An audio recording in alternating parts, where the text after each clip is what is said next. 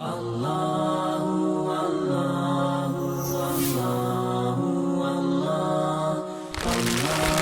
ce qu'on vous dit. Faites ce qu'on vous dit. Taisez-vous. Va te faire voir. L'enfer va s'abattre sur toi. Moi-même, j'ai fait plus de 620 rappels minimum sur Internet. J'ai pas mal de conférences sur Internet.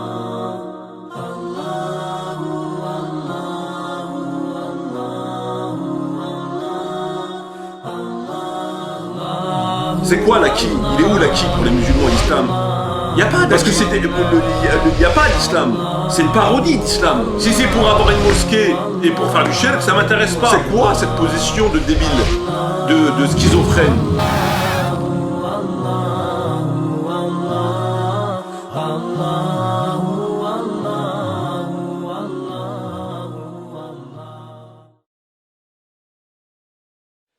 أعوذ بالله من الشيطان الرجيم بسم الله الرحمن الرحيم والصلاة والسلام على سيدنا محمد وعلى آله وصحبه أجمعين والسلام عليكم ورحمة الله وبركاته. Frères et sœurs, assalamu alaikum wa rahmatullahi wa barakatuh. Heureux de vous retrouver afin de partager avec vous cette nouvelle et présente vidéo dans laquelle nous allons évoquer la question du professeur Tariq Ramadan. Alors bonjour à toutes les personnes n'étant pas de confession musulmane qui écouteraient cette présente vidéo. Alors frères et sœurs, dans cette présente vidéo, comme je viens de le dire, nous allons évoquer la question du professeur Tariq Ramadan, et ce, quelque part malgré moi, puisque cela n'était pas programmé, en tout cas pas pour maintenant, et qu'il s'avère qu'un personnage a réalisé très récemment une vidéo dans laquelle il se fait le défenseur bien-aimé, comme il le dit, de Tariq Ramadan. Donc il a fait une vidéo pour expliquer que, bon, je résume, Tariq Ramadan est une lumière et ceux qui ne comprennent pas Tariq Ramadan sont des bourricots. Voilà, pour faire un résumé très rapide de ce qu'il dit. Alors j'ai écouté cette vidéo jusqu'à la 33e minute, j'avais écouté jusqu'à la 32e minute et ensuite j'ai encore un petit peu écouté, ce qui est extrêmement pénible. C'est une perte de temps, à mon sens en tout cas, considérable, évidente. Néanmoins, j'estime qu'il était absolument nécessaire de le faire, puisque deux possibilités s'offrent à moi, c'est ou bien de ne rien faire et de laisser un personnage essayer de faire croire que, en fait, c'est les petits jeunes, comme ils les appellent, qui ne comprennent pas, c'est les jeunes qui ne comprennent pas, ou bien de réagir et de démontrer autant que possible, aussi bien que possible, que ben non, les jeunes ils comprennent très très bien, ils ont aussi un cerveau, et que le monde musulman ne se compose pas d'un côté en des hommes-lumière, missionnés par Allah au niveau, pour ainsi dire, prophétique. C'est le cas de Tariq Ramadan. En tout cas, s'il ne le prétend pas, il l'écrit et on va le démontrer. Et de l'autre côté, il y aurait des bourricots n'ayant pas de cerveau, des ânes, des bons à rien, etc., qui ne comprennent strictement rien.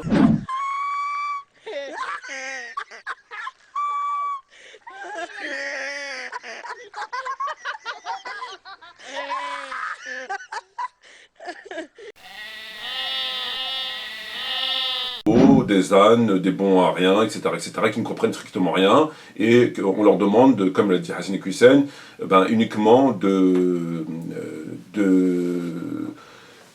se soumettre. Bon, vous voulez pas vous réveiller? Faites ce qu'on vous dit. Faites ce qu'on vous dit. Taisez-vous. Nous sommes responsables de la mosquée, de la communauté musulmane. Écoutez-nous et faites ce qu'on vous dit. C'est nous qui savons les mieux. C'est nous qui savons le mieux ce qui est bon et ce qui est mauvais pour la communauté, c'est pas vous. De se soumettre, d'écouter, d'obéir et de fermer sa gueule. Alors non, ça se passe pas comme ça. Ça se passe pas comme ça, en tout cas, tant que je serai vivant, Inch'Allah. Et tant que je serai vivant, je me ferai, si Dieu le veut, bien sûr, si Dieu me le permet, le fervent défenseur de l'islam et des musulmans et des musulmanes. Voilà. Donc, je pense que le stratagème, la mascarade a assez duré, on a assez méprisé les musulmans, on leur a assez menti, on les a assez manipulés, on les a assez dépouillés, et comme toute chose a une fin, j'espère que nous sommes au début de la fin. Alors, en tout cas je l'espère, je suis là et je vais faire en sorte que cela de toutes mes possibilités afin de juguler cette mascarade. Alors, donc j'ai écouté cette vidéo qui est intitulée Tariq Ramadan, sa volonté de réformer la parole d'Allah, réalisée par Oasis de l'excellence, un certain Mustapha, que je ne connaissais pas de prénom, je connaissais l'Oasis de l'excellence. J'avais déjà entrevu des vidéos comme tout le monde, sur le net. Néanmoins, j'avais jamais écouté ses positions sur l'islam. Donc j'ai intitulé ma vidéo Bienvenue au club, car on a un nouveau venu au club. Donc comme vous le savez, j'ai jamais évoqué ce personnage, ni de près ni de loin, je connaissais pas, enfin je n'ai jamais intéressé à lui. Et il vient tout seul, il demande à adhérer au club, à faire partie du club, des Hassan, des Rachid, etc. etc. Puisqu'il s'est senti l'âme d'un défenseur. Alors moi, j'ai toujours vu la défense comme quelque chose de noble. Prendre la défense d'une cause, prendre la défense d'un personnage, qu'il soit musulman ou pas, j'ai toujours vu ça comme quelque chose d'extrêmement noble. J'ai toujours été du côté de la défense. J'ai toujours aimé les avocats. Pour moi, c'est quelque chose de grandiose. À une seule et unique condition, que la cause que l'on défend, que l'individu que l'on défend, le mérite. Lorsque je dis le mérite, ce n'est pas subjectif, c'est que la personne est une victime, qu'elle soit musulmane ou pas.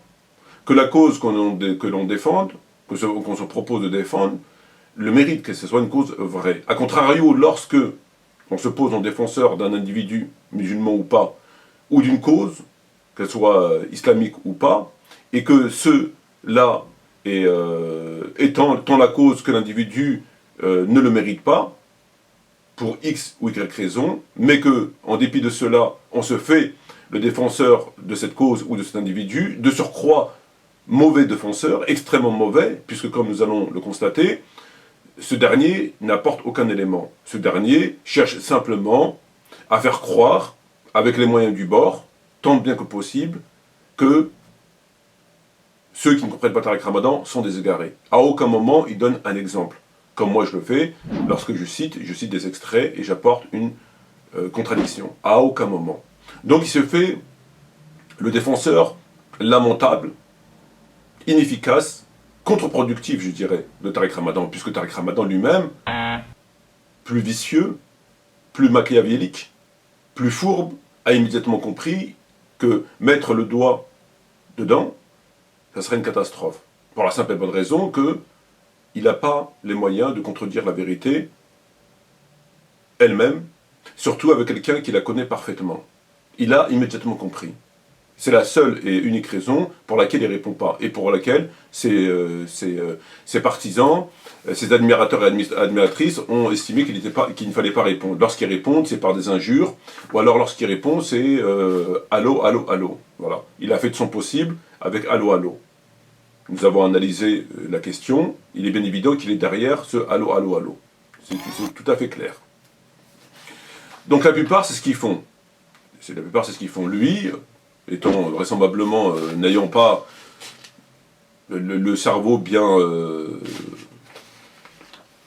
parfaitement construit, il semblerait qu'il soit quelque peu flottant, il a estimé qu'on pouvait donc évoquer et convaincre les musulmans et les musulmanes que finalement Tariq Ramadan est l'homme de lumière et que nous sommes des ânes. Voilà. Donc je suis là justement pour reprendre une partie de ses propos, en tout cas jusqu'à la 32e minute, 33e minute 01 seconde, et les exposer, vous les exposer, et d'apporter un commentaire. La première chose qui n'a échappé à personne dans cette vidéo, d'ailleurs j'ai vu des commentaires sur Face, c'est que ce monsieur ne me cite pas.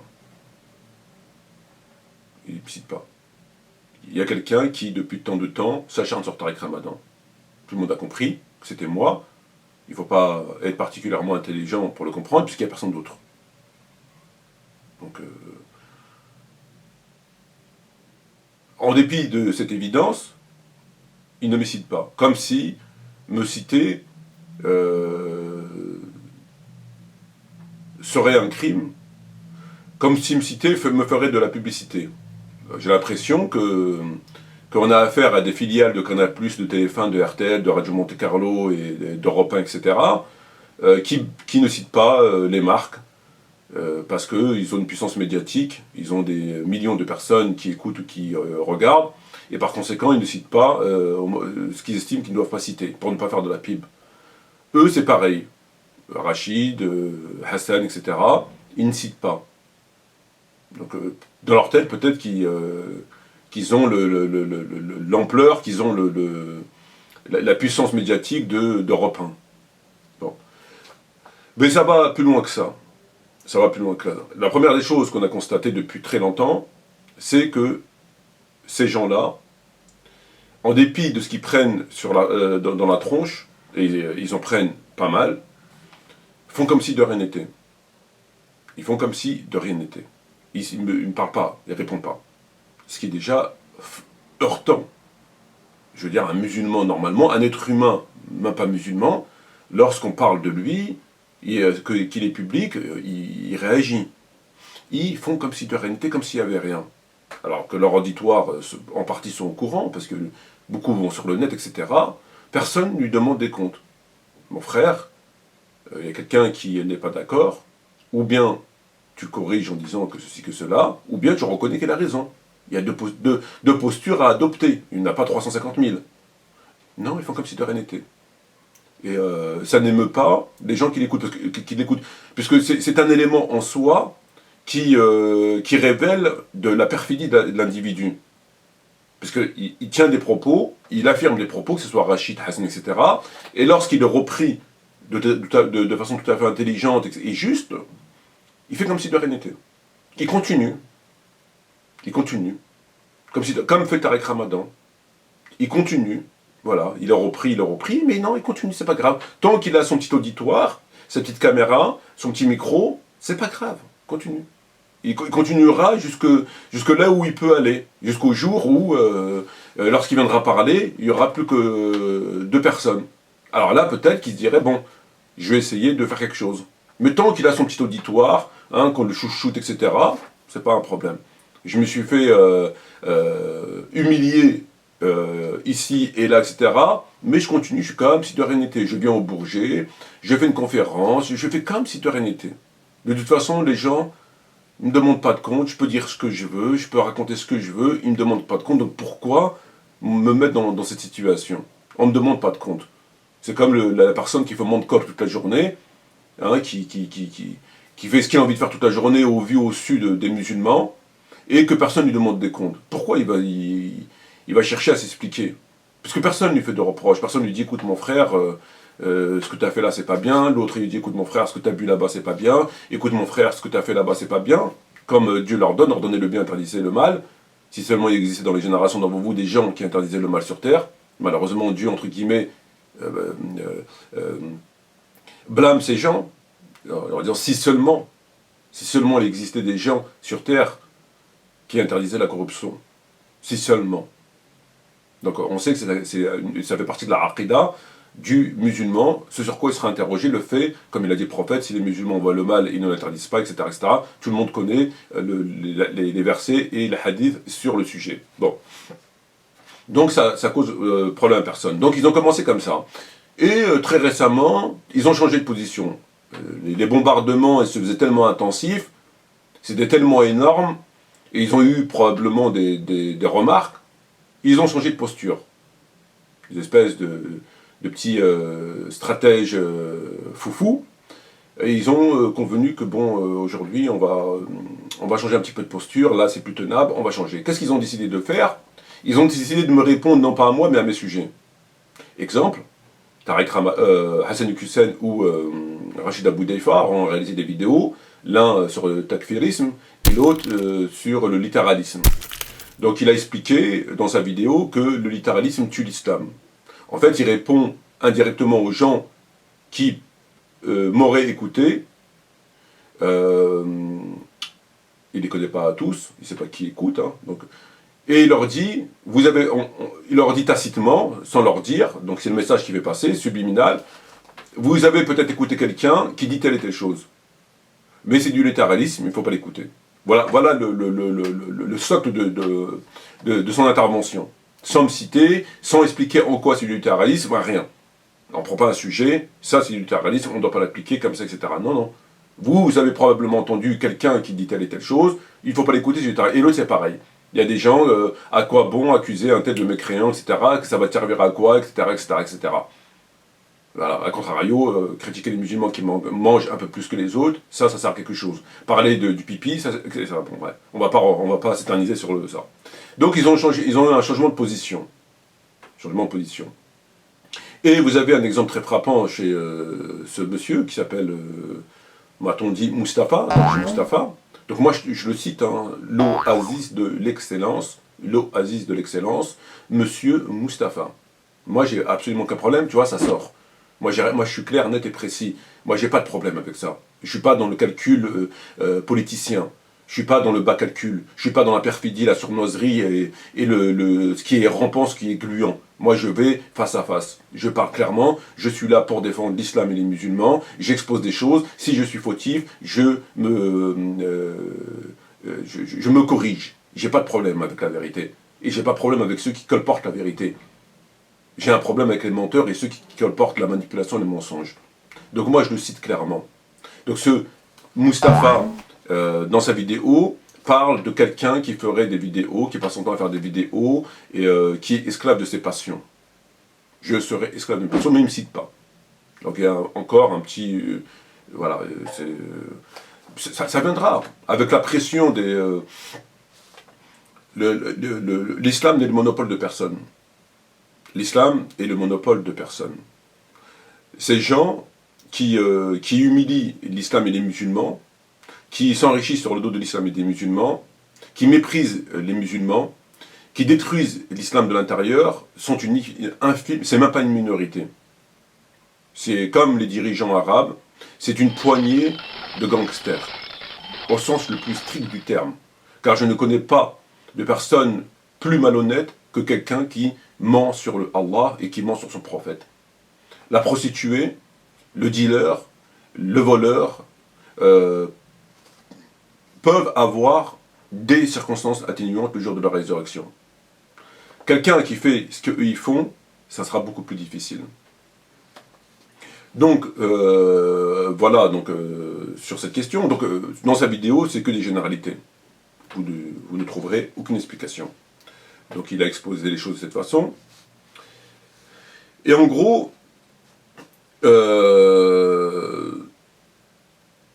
il nous explique dans sa vidéo que un jeune, comme il l'appelle, lui a envoyé un mail, et c'est probablement pas le premier qu'il reçoit, lui expliquant qu'il était d'accord en grande majorité sur ses propos, sur ses positions, néanmoins pas du tout sur Tariq Ramadan, compte tenu que Tariq Ramadan veut réformer l'islam. Ce à quoi répond l'oasis de l'excellence: tu n'as pas les épaules, tu ne sais rien, tu ne connais rien, donc inutile de faire passer l'extrait, je vais uniquement lire le passage rapidement. Tu n'as pas encore les épaules assez larges, les compétences nécessaires, je m'adresse à tous les jeunes, vous n'avez pas les connaissances, le vécu patati patata. Donc il ne les connaît pas, mais il s'adresse à eux pour leur dire, vous ne connaissez rien, vous ne savez pas, etc. Voilà donc comment tu le réponds. Alors il juge des gens qu'il ne connaît pas, vous les jeunes, vous ne connaissez pas, etc. Donc il pose le débat très clairement, la lumière et l'obscurité, la lumière et les bourricots, sans les connaître, etc. Comme s'il fallait sortir d'Al-Azhar, ou avoir fait 50 ans d'études, pour parler, c'est ou bien vous êtes complètement ignorant, ou bien vous êtes le plus grand des savants de tous les temps. Il n'y a pas d'intermédiaire. C'est ou bien ça, ou bien ça. Et ça leur permet justement de manipuler. Puisqu'il est bien évident que sur des points, il n'y a pas besoin d'avoir fait des études pour savoir que tel point est erroné, que cette position n'est pas conforme, que ça c'est une faute, etc., etc. Il n'y a vraiment pas du tout le... Voilà. Donc, est-ce que Tariq est un réformateur de l'islam? On ne parle même pas de son livre, La réforme radicale. On parle d'un certain nombre de ses positions. Tariq Ramadan n'est pas un réformateur de l'islam. Il n'a jamais eu l'intention de réformer l'islam. C'est un destructeur de l'islam. Il veut détruire l'islam. Et je vais donner, je pèse mes mots et je parle... je prends Allah à témoin de ce que je dis. Moi, j'apporte des éléments, des preuves. Il veut détruire un certain islam. Ils veulent changer l'islam. une espèce, comme il a expliqué Soral, très bien expliqué, un Vatican II. Et ce projet d'ailleurs aujourd'hui est voulu par les élites mondialistes pour l'islam. On exige de l'islam un Vatican II de l'islam, ce qui serait d'ailleurs une soumission de l'islam au processus mondialiste. D'où cette volonté de la part de la haute, enfin des hautes oligarchies, des hauts représentants du mondialisme, de favoriser une mutation de l'islam. Et ça a été dit de la manière la plus nette, précise, déjà par un grand islamologue britannique, un juif britannique d'ailleurs pour être plus précis, naturalisé américain, qui est toujours vivant et qui est très âgé, qui s'appelle Bernard Lewis, qui en 1964, dans un livre intitulé The Middle East and the West, parlait déjà du choc des civilisations. Il disait en gros que les pays musulmans sont inadaptés entre guillemets à la modernité. Et il faut savoir que Bernard Lewis était l'ami et le conseiller de Brzezinski, qui est lui-même le conseiller d'Obama. Bon. Et cette pensée de Bernard Lewis est traduite entre autres par, certes, une modification des structures de l'islam, mais aussi une modification des frontières des États musulmans pour les recomposer en fonction de critères ethniques et religieux. Et ces principes ont été repris par, entre autres, un officier du renseignement américain qui s'appelle Ralph Peters, qui, dans un numéro de la revue militaire américaine AFJ, sorti en juin 2006, a publié un article intitulé « Frontières de sang ». Alors je rappelle donc, juin 2006, Frontières de sang. Et ce sont les cartes que j'ai utilisées pour mon livre « La marche irrésistible du nouvel ordre mondial », où il présente deux cartes. La première à gauche qui représente la carte du Proche-Orient avec les frontières actuelles, et à droite avec les frontières modifiées en fonction des critères ethniques et religieux. Et entre autres, vous avez autour de Médine et de la Mecque un État sacré musulman. Et c'est très intéressant, dans l'article qui accompagne ces cartes, Ralph Peters évoque la nécessité de refondre l'islam qui est, pour lui, incompatible avec, entre guillemets, la modernité, et il dit qu'il faut créer un État Vatican musulman. Car il dit bien que le fait qu'il y ait une direction entre guillemets, de théologiens au sein de cet État Vatican musulman de la Mecque et de Médine permettrait de procéder à une mutation du corps doctrinal pour rendre cet islam moderne, entre guillemets, toujours. Je vais apporter des preuves. Donc, pourquoi ce n'est pas un réformateur de l'islam? Parce que la définition du mot réforme étant le fait d'apporter une amélioration. Le fait de vouloir apporter une amélioration, ce qui n'est pas forcément contraire à l'islam. Car sur des points qui sont contextuels et qui ne rentrent pas en contradiction avec le Coran et la Sunna, on peut effectivement améliorer des points, si besoin est. Il faut se pencher au cas par cas. Donc l'intention n'est pas forcément négative, comme Allah le dit dans le Coran, et lorsqu'on leur dit « ne s'aimez pas la corruption sur terre », ils disent « nous ne sommes que des réformateurs ». Et Allah leur dit vous n'êtes pas des réformateurs, vous êtes des corrupteurs, mais vous ne vous en rendiez pas compte, vous ne le savez pas. Voilà. Donc, c'est pour les gens qui veulent ne pas appliquer les textes, trouver une autre législation, etc., et qu'ils se posent comme des réformateurs. Dans ce sens-là, c'est négatif parce qu'on va à l'encontre de la parole d'Allah au nom de la réforme. Dans le cas de la réforme en général, comme je viens de le dire, c'est pas forcément négatif. Or, Tariq Ramadan ne veut pas réformer l'islam, il veut le détruire. C'est tout à fait autre chose. Donc l'Oasis n'a pas capté la nuance, puisque pour lui, celui qui veut réformer l'islam est un mécréant. On va voir tout ça de plus près. Donc non, pas forcément. Non, pas forcément. Alors, avant de rentrer dans le vif du sujet,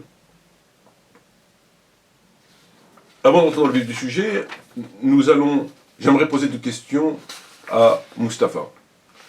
Alors, Mustapha, la première des questions étant, pourquoi que tu te sens obligé de m'insulter?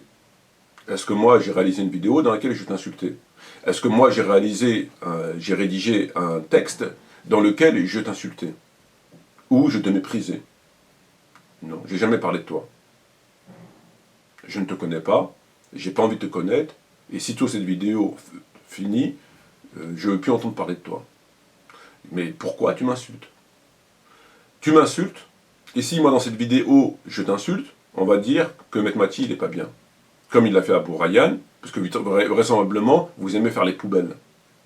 C'est... il n'y a rien à apprendre là, il n'y a rien à... Donc on va faire les poubelles, on va essayer de...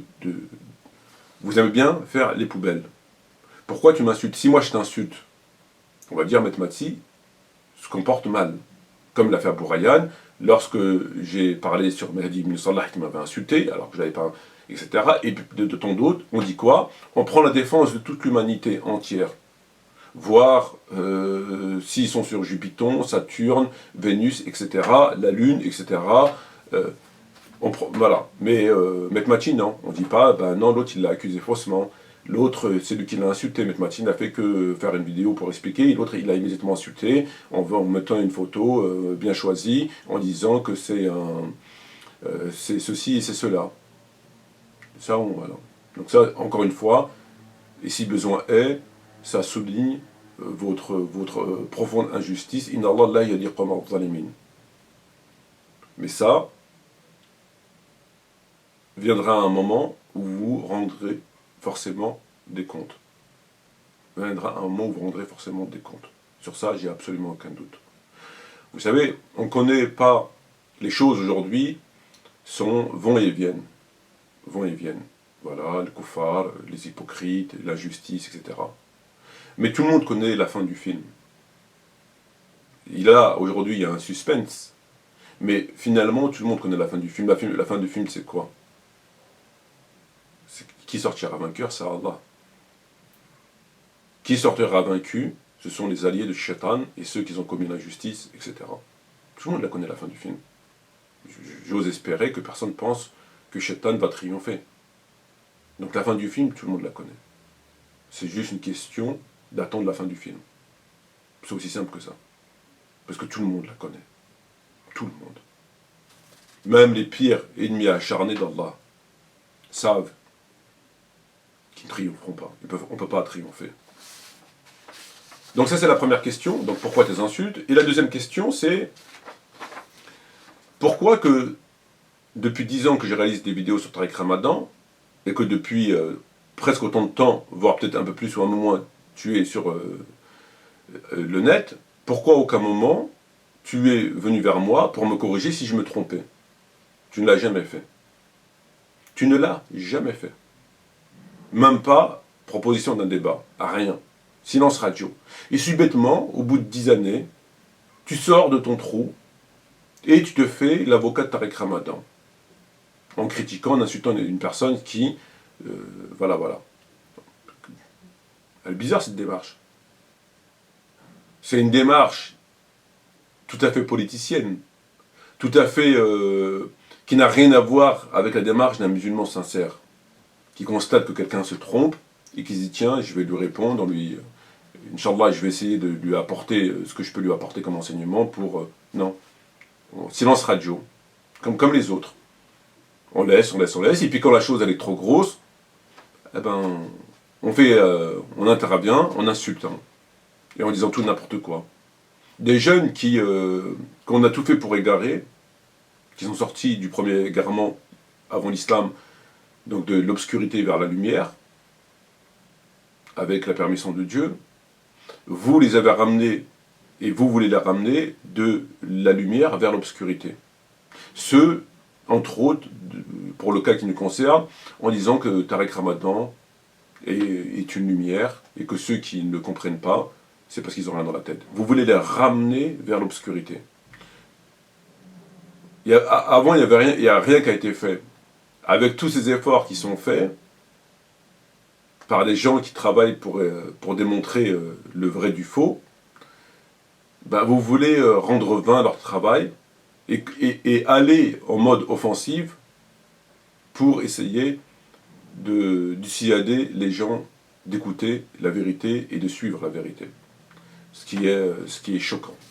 Ce qui est choquant. Au lieu de constater que c'est vrai, ou à défaut, ben de la fermer. Lorsqu'il s'agit de ne pas m'évoquer, vous savez très bien la fermer. Alors continuez à la fermer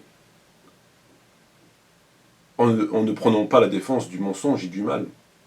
Parce que si vous aimez le mal et le mensonge, bon, grand bien vous fasse. Il y a l'hypocrite passif, et l'hypocrite actif. L'hypocrite actif, il est beaucoup plus pernicieux, dangereux que l'hypocrite passif. Donc soyez des hypocrites passifs. Non, il faut que vous allez au-delà. Vous prenez votre tenue d'apparat et vous venez combattre la vérité. Là, vous faites de l'offensive. Vous n'êtes plus dans la dissimulation de... Non, vous faites dans l'offensive. C'est fort. Bref. Alors nous allons écouter, frères et sœurs, le premier extrait de la vidéo de Mustapha, l'oasis de l'excellence, avocat Tariq Ramadan. Et nous allons analyser donc ses propos afin de savoir est-ce que ces propos sont cohérents, sont écoutables, est-ce qu'il nous explique quelque chose, que peut-on tirer, que pouvons-nous tirer de ces propos.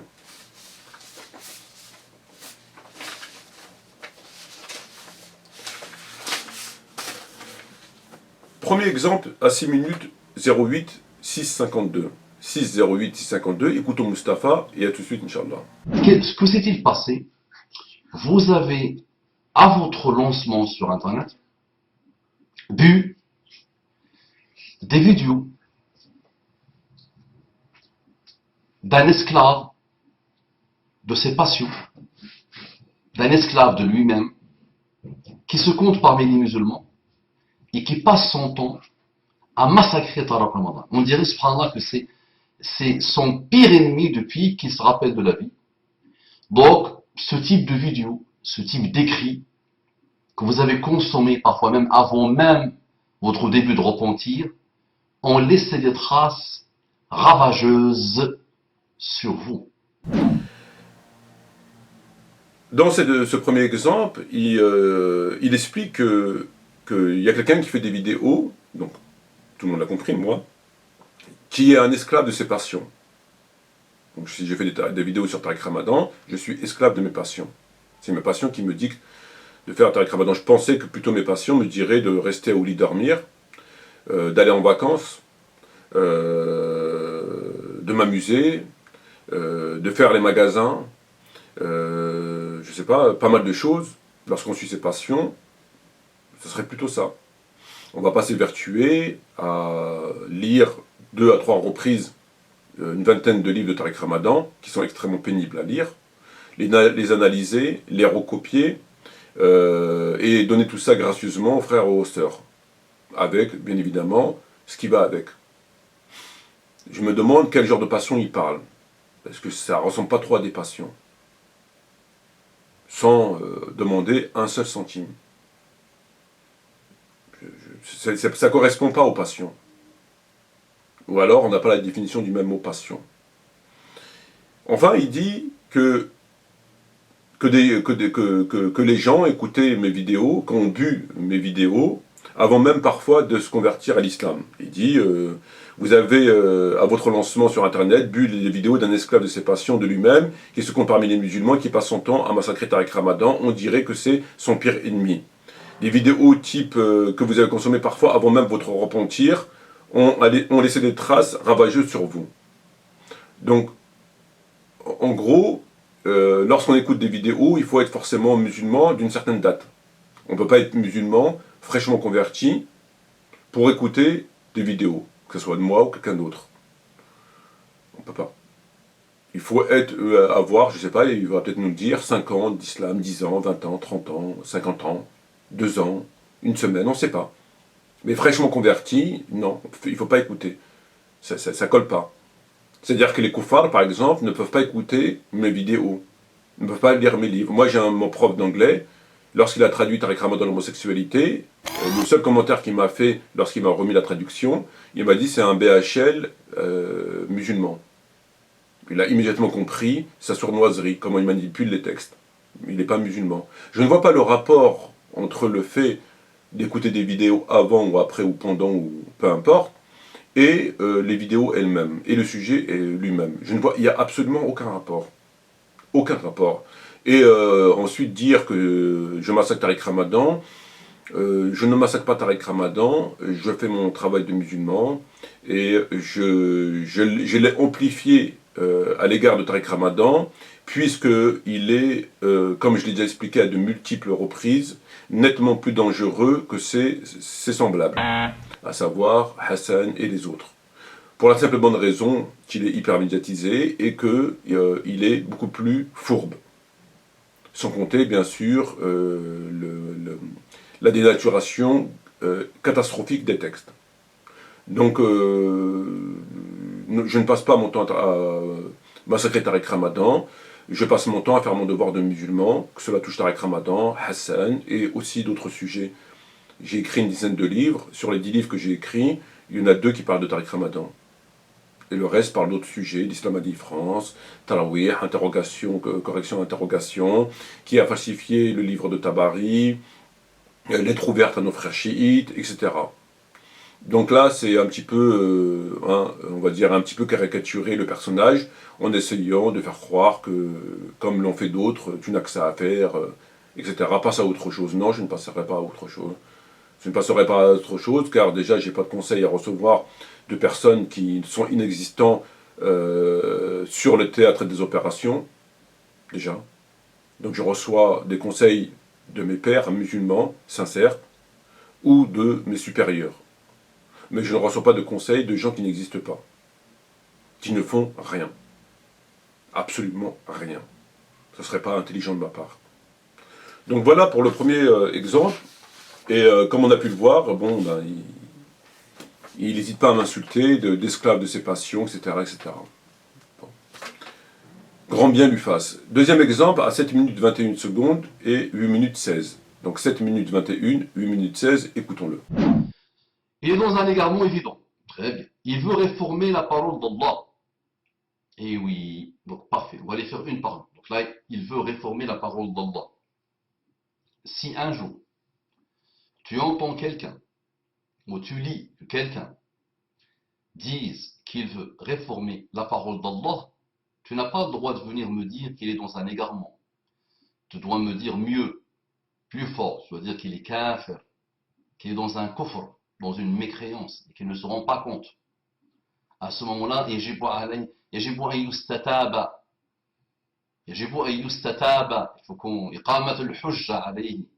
il faut qu'on argumente vraiment, avec un argument solide, pour lui démontrer sa mécréance, qu'il a sombré dans le côté obscur. Ça vous rappelle quelque chose de la mécréance.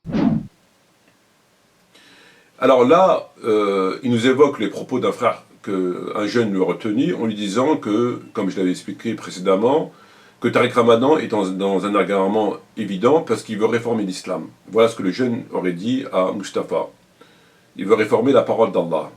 Ce à quoi répond Mustapha en lui disant, si un jour tu entends quelqu'un qui veut réformer l'islam, il ne faut pas venir me voir moi, donc moi Mustapha, il faut lui dire, tu es un mécréant, tu es passé du côté obscur. En fait, ce qu'il dit, il dit que c'est tellement grave d'essayer de réformer la parole de Dieu qu'il ne faut pas venir me voir moi. Il faut directement dire à la personne, tu es un mécréant, tu es un kafir. Et tu es passé du côté obscur, du côté du diable. Donc, de son propre aveu, Mustapha nous dit qu'une personne qui veut réformer l'islam est un mécréant. C'est lui qui le dit très clairement. Tu dois me dire mieux, plus fort. Tu dois dire qu'il est kafir. Tu dois me dire mieux, plus fort. Tu dois dire qu'il est kafir. Tu dois me dire mieux, plus fort. Tu dois dire qu'il est kafir. Ses propos vont se retourner, comme nous allons le voir immédiatement, contre lui. Déjà pour commencer, il est fort. Il est important de signaler que, comme je l'ai dit aussi précédemment, réforme n'est pas forcément négatif. Réforme étant l'intention d'améliorer une situation.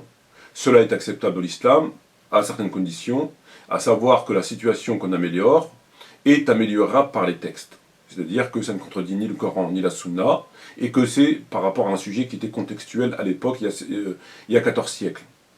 Donc, quelqu'un qui veut réformer l'islam, contrairement à ce que dit le jeune qui est très loin encore de la vérité, parce qu'il ne s'agit pas de réforme et de destruction, contrairement à ce que dit Mustapha, quelqu'un qui veut réformer l'islam n'est pas forcément un mécréant. Il faut voir qu'est-ce qu'il veut réformer l'islam, parce que le mot réforme n'est pas forcément négatif. Mais dans le cas qui nous concerne ici, c'est que on va aller plus loin. C'est beaucoup plus grave. Il ne s'agit pas de réforme, mais d'une volonté de détruire l'islam. De détruire l'islam. Tariq Ramadan n'hésite pas à falsifier les versets, à abroger le Coran et à détruire l'islam, non pas le réformer sur beaucoup de sujets, mais de façon par l'interprétation, par sa conception du sujet.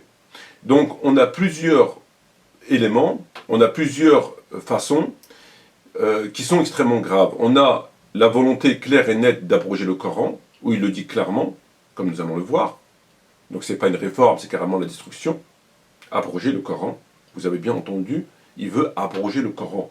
Il veut abroger certains versets, qu'il considère comme étant caducs. Et je vais vous les citer. Et il a aussi son abrogation, il ne l'avance pas comme ça clairement, sur certains points, parce que ça serait... Il ne peut pas, c'est tellement établi qu'il ne peut pas. Néanmoins, il les interprète, et lorsque sa façon d'interpréter, on arrive à la même conclusion qu'il veut les abroger. C'est pareil, seulement sur certains points, il est direct, il le dit clairement, parce qu'ils sont plus nuancés, et sur d'autres, il ne le dit pas, mais lorsqu'il les explique, la conclusion à laquelle il arrive, et il veut faire arriver les musulmans et les musulmanes, étant l'abrogation. Nous allons développer très rapidement tout cela. Donc, il faut bien retenir que Mustapha a dit que quelqu'un qui voudrait réformer l'islam est un mécréant, etc. Il l'a dit très clairement. Nous allons donc analyser cette question. Premier exemple. Nous allons écouter Tariq Ramadan. Qu'est-ce qu'il a écrit? Voilà ce qu'il dit Tariq Ramadan. Il s'est agi d'abord de remettre en cause la traditionnelle et ancienne catégorisation binaire du monde, qui séparait la maison de l'islam, Dar al-Islam, la maison de la guerre, Dar al-Harb. À l'exception de quelques groupes littéralistes, traditionnalistes ou politisés, plus aucun savant de référence, ni aucune organisation de poids n'utilise ces concepts. On parle désormais de maison de contrat et de maison de paix, ou encore maison de prédiction.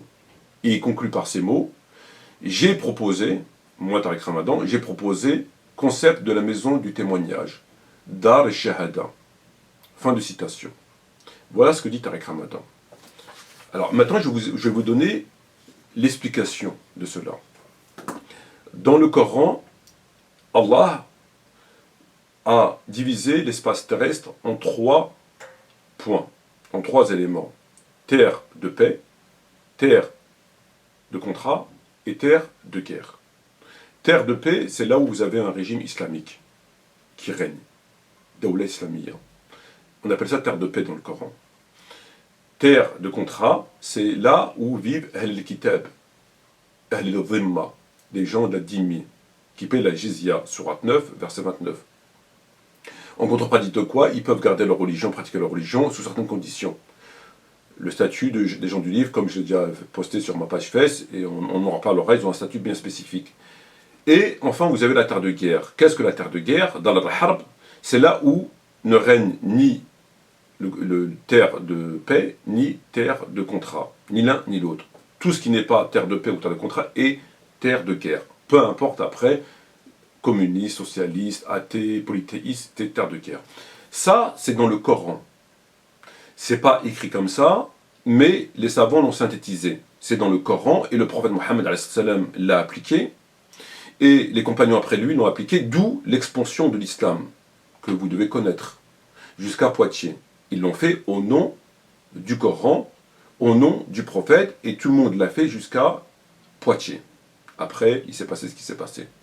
Ça, c'est un élément incontestable, personne ne peut le remettre en question. Qu'est-ce qu'il vous dit Tariq Ramadan? Il vous dit que ça, c'est fini. Ça, c'est fini. Il vous dit que seulement quelques groupes littéralistes ou politisés, donc littéralistes, les Aggoun, les ânes qui disent bêtement le Coran, comme il l'a dit Hassan, qui lisent le Coran sans réfléchir, on n'a pas de cerveau. L'intelligence, c'est le contraire du littéralisme, car le littéraliste ne réfléchit pas. c'est un perroquet qui répète. Et le perroquet ne peut pas donner des résultats intelligents. Ou des groupes politisés. Des groupes politisés, est-ce qu'il y aurait des groupes non politisés en islam qui seraient bien et des groupes politisés qui ne seraient pas bien? Un musulman est forcément un musulman politisé. Puisque dans le Coran, il y a des lois, et ces lois renvoient à la politique. Ces lois sont les outils pour faire de la politique, c'est-à-dire gérer la société, gérer la cité.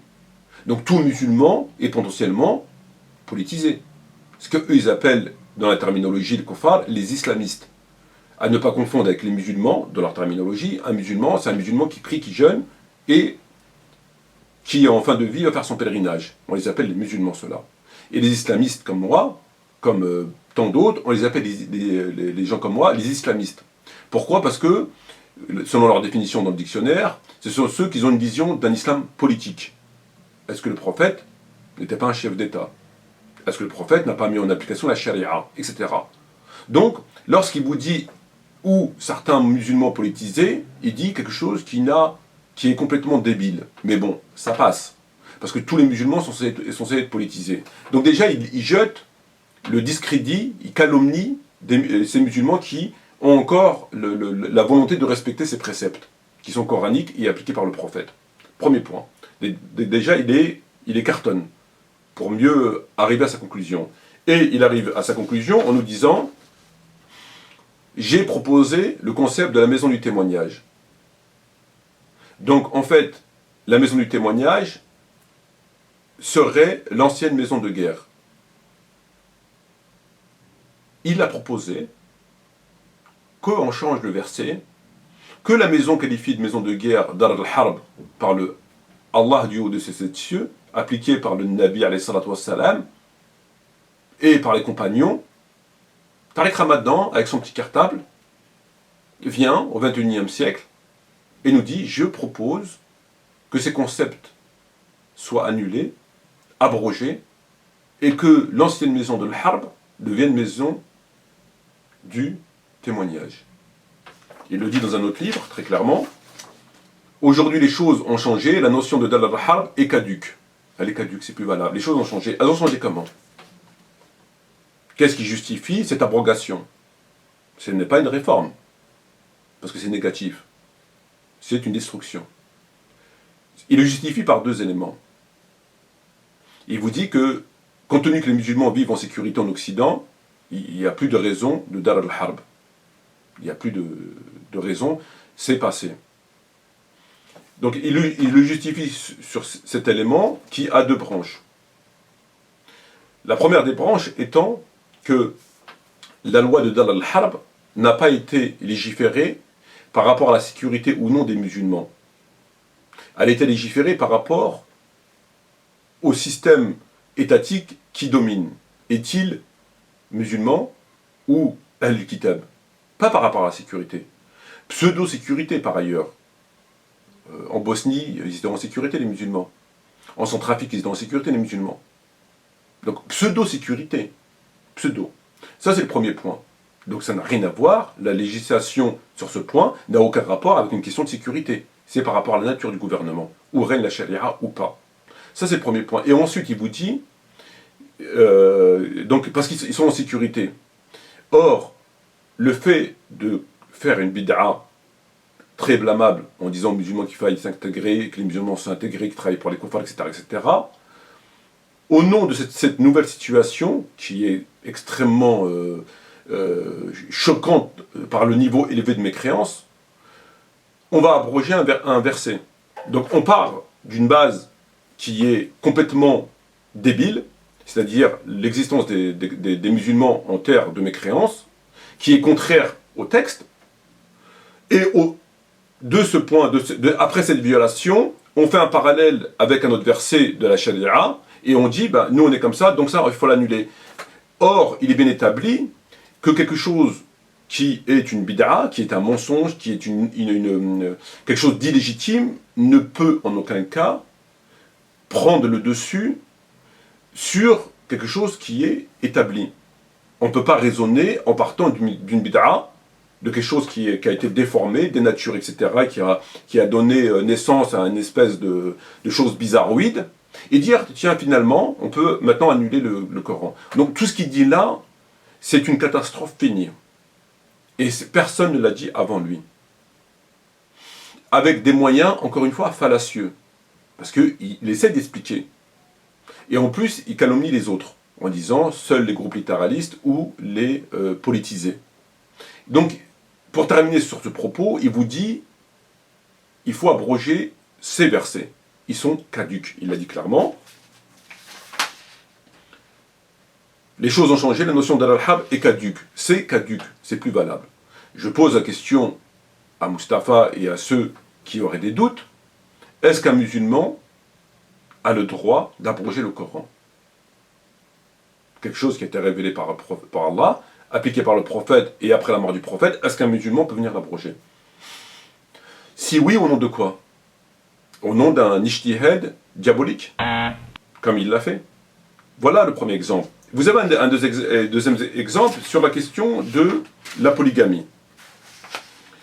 Qu'est-ce que Tariq Ramadan dit sur la question de la polygamie? Il dit que, je le cite, Alain Grèche, dont on se doute de quelle origine il est, lui pose la question suivante. Oui, mais on attend toujours la fin de la polygamie. Tariq Ramadan lui répond quoi? Les sociétés évoluent, et les savants qui s'expriment pour le strict respect des conditions imposées par l'islam sont de plus en plus nombreux. Donc Alain Grèche, qui est comme la plupart des koufars, anti-polygamie, mais pro-zina, adultère, partouze, échangisme, etc., lui dit Coco, on attend nous la fin de la polygamie. Tariq Ramadan acquiesce, lui dit oui, sans problème mon pote. Il lui dit oui, les sociétés évoluent. Et les savants qui parlent en ce sens pour le strict respect des conditions imposées par l'islam sont de plus en plus nombreux. Donc, il lui dit quoi? Il lui dit oui, on va essayer de l'abroger la polygamie. Ne parlons pas des conditions, etc. Ça, c'est tout à fait périphérique. Parlons uniquement de est-ce que la polygamie est coranique ou prophétique et est-ce que quelqu'un peut venir l'abroger? Est-ce qu'un être humain peut venir abroger la polygamie? Il est bien évident que non. Il peut ne pas être polygame, il peut faire ce qu'il veut, c'est son problème. Comme Tariq Ramadan, il est pour l'abrogation de la polygamie, ce qui n'empêche pas de faire zina à tous les coins de rue. Ce qui n'empêche pas d'être pour l'homosexualité. En tout cas, pas contre, comme on va le voir. Donc, est-ce qu'un musulman, normalement, ayant une aqidah normale, on lui dit « j'attends la fin de la polygamie », il va dire oui. Un musulman normal, il dit « la polygamie a été légiférée par Dieu, le prophète était polygame, les compagnons étaient polygames, on ne peut pas l'abroger. Maintenant, ne sois pas polygame si tu veux, mais nous, on ne peut pas l'abroger. » Et comme on sait qu'ils ont une haine pour la polygamie dans leur société, vous le savez tous très bien, là, il nous pose la question. Donc, ça fait partie du combat Tariq Ramadan. Abroger aussi la polygamie. Abroger quoi, lorsqu'on parle d'abrogation de la polygamie? Ça renvoie à quoi? À l'abrogation du Coran. On abroge le Coran. J'abroge la polygamie, j'abroge le Coran. Et il lui dit oui. Donc, ces deux exemples, frères et sœurs, on pourra en sortir beaucoup plus le moment venu, démontrent clairement une chose.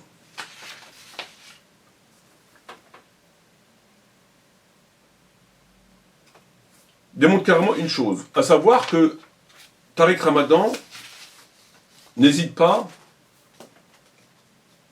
à dire ouvertement qu'il faille abroger des versets. Abroger. Comme il l'a fait sur l'espace et comme il l'a fait sur la polygamie. Mais ça ne s'arrête pas là. Sur la question Allah et le prophète, il ment. Sur beaucoup d'éléments, il ment sur Allah, il ment sur le prophète sans aucune retenue. Il ment par exemple sur le fait qu'il veuille abroger le djihad. Dans la Aqidah Tariq Ramadan, il n'y a pas de djihad. Le djihad comme on l'entend, comme Dieu le dit, comme le prophète l'a dit, comme les savants l'ont expliqué, pour Tariq Ramadan, il n'y a pas de djihad. On y reviendra, Inch'Allah. La jizya n'existe pas. La jizya, sur 9, verset 29, n'existe pas. La laïcité, il veut abroger le Coran. Il falsifie des versets du Coran et des hadiths, comme on va le voir. La peine de l'apostat n'existe plus. Elle n'a jamais existé, la peine de l'apostat. Il considère que la femme musulmane peut répudier son mari. Il dit que la femme musulmane peut travailler sans l'autorisation de son mari ou de son époux si elle est mariée. Il dit il est pour l'intégration, pour le vote. Il considère que l'expansion de l'islam a été réalisée par des bandits. Il considère qu'un musulman peut prier sur un kafir qui est mort mécréant. Non musulman, on peut prier sur lui. Il a une position particulièrement hérétique sur la question de l'homosexualité. Sur la polygamie, il veut l'abroger. Il est par ailleurs franc-maçon, etc., etc. Donc tout ça, lorsqu'on analyse ces propos, on se rend compte quoi? On se rend compte que sur la grande majorité des sujets, il ne parle pas d'abrogation ouvertement comme il l'a fait sur la polygamie et sur l'espace terrestre, mais il explique. Et par son expliquement, par l'analyse des textes qu'il a et qu'il expose, ça en revient à la même chose. C'est-à-dire que les choses qui ont été établies, Tariq Ramadan les reprend, et par son explication, on arrive à l'abrogation. En tout cas, à la non-pratique, de façon légale. Ce qui revient au même. La seule différence, c'est que sur certains sujets, il le dit clairement, c'est caduc, et d'autres, non. Il ne va pas dire le hijab, c'est caduc. Il ne va pas dire la jizya, c'est caduc. Il ne va pas dire le djihad, c'est caduc. Il a dit le djihad n'existe pas. Le djihad armé n'existe pas. Et on va le démontrer au moment venu. On va en parler, clairement. Donc voilà ma réponse que j'ai apportée à la question des personnes qui considèrent que Tariq Ramadan n'a jamais voulu réformer l'islam et que finalement, il essaye comme de faire ce qu'ont fait les grands savants, c'est-à-dire avoir une lecture de l'islam selon son époque. Non, il ne fait pas ça, ça n'a aucun rapport. Ça n'a absolument aucun rapport. Aucun rapport. Aucun rapport. Là, on essaye d'embrouiller les gens, et ce qui n'est pas vrai. Nous allons à présent écouter un autre extrait qui commence à 27-52 et qui termine à 29-21. Écoutons Mustapha et à tout de suite, Inch'Allah. Donc le frère me dit après ensuite, il veut réformer la parole d'Allah, donc faux. Il trouve juste le mariage homosexuel, quel égarement. Très bien, il trouve juste le mariage homosexuel, quel égarement. Très bien. Je te rappelle ton contexte. Tu habites en France, tu connais le pouvoir des médias français, tu connais le pouvoir des égarements de l'humain d'aujourd'hui, pas qu'en France, partout dans le monde. Par le Ramadan, on invite à une émission. D'accord? Tu pourras toujours me dire, il aurait pu refuser l'émission. Il nous débarrasse. Et là, on laisse d'autres parler. C'est ça, on laisse les francs-maçons et les sionistes parler. Au moins l'un des seuls qui a été combattu partout. Ils ont tout essayé avec lui. Rien n'a marché, alhamdoulilah. Ils ont fait un embargo médiatique sur lui. Ils ont fait beaucoup de choses. Rien n'a marché. Ils continuent, alhamdoulilah, à fédérer les âmes qui ont le niveau le plus élevé. D'accord? Qui veulent vraiment avancer. Il continue à les fédérer, alhamdoulilah. Il a des gens qui l'aiment, il a des gens qui le soutiennent. Et normalement, tous nous devons au moins avoir pour lui la fraternité islamique. Dans cet extrait, il nous parle de l'homosexualité. Il nous dit que Tariq Ramadan a été invité sur un plateau de télévision pour parler de l'homosexualité, qu'on a fait l'embargo sur Tariq Ramadan, un embargo médiatique, et ils ont fait beaucoup de choses contre lui, qui n'ont pas marché. Ils continuent à fédérer des âmes qui ont le niveau le plus élevé. Donc il faut croire qu'il y a des musulmans qui ont un niveau, l'âme, ils jugent l'âme élevé. Et on se doit de lui appliquer la fraternité islamique à l'égard de Tariq Ramadan. Donc là, il a une défense classique. On l'invite, il parle, mais en fait, compte, c'est une victime Tariq Ramadan, puisqu'on a fait l'embargo médiatique sur lui, mais en dépit de tout ce qu'il a subi, il continue à fédérer des âmes du plus haut niveau, et on doit lui appliquer la fraternité islamique. Alors moi, j'aimerais savoir, est-ce qu'il connaît la définition du mot embargo? Puisqu'il dit qu'on a fait l'embargo sur Tariq Ramadan, l'embargo médiatique. Donc si je comprends bien, on se l'est tapé à une époque, un peu moins aujourd'hui, et tant mieux, parce qu'on a fait une overdose, à chaque fois qu'on parlait de l'islam, on l'invitait. Ça, tout le monde le sait. À la radio, télévision, partout. Tout le monde le sait. Tout le monde le sait. À chaque fois qu'on parlait d'islam, d'ailleurs il n'est pas français, mais bon, on l'invitait. Mais ce monsieur nous dit qu'il a subi l'embargo médiatique. Donc s'il n'aurait pas subi un embargo médiatique, ce serait quoi? Si là, il était H24, 7 sur 7, 12 sur 12, lorsqu'on ouvrait la bouche sur l'islam, il était présent, c'était un embargo médiatique. Il subissait un embargo médiatique. Alors s'il ne subissait pas un embargo médiatique, on l'aurait eu, il dormirait sur les plateaux. Dès que vous allumez la télévision, voilà, il se lève, et vous le voyez, il se lave le visage et il fait un discours. Donc, dire des choses comme ça, c'est pas sérieux. Il faut vraiment être aveugle ou faire l'aveugle pour dire qu'il a Dieudonné a subi l'embargo médiatique et on sait ce que ça a donné. Est-ce que vous l'avez revu à la télévision? Non, plus jamais. Mais Tariq Ramadan, l'embargo médiatique, c'est une plaisanterie. Voyons. Et ensuite, il dit, on doit lui appliquer la fraternité islamique. La fraternité islamique est assujettie à la loi.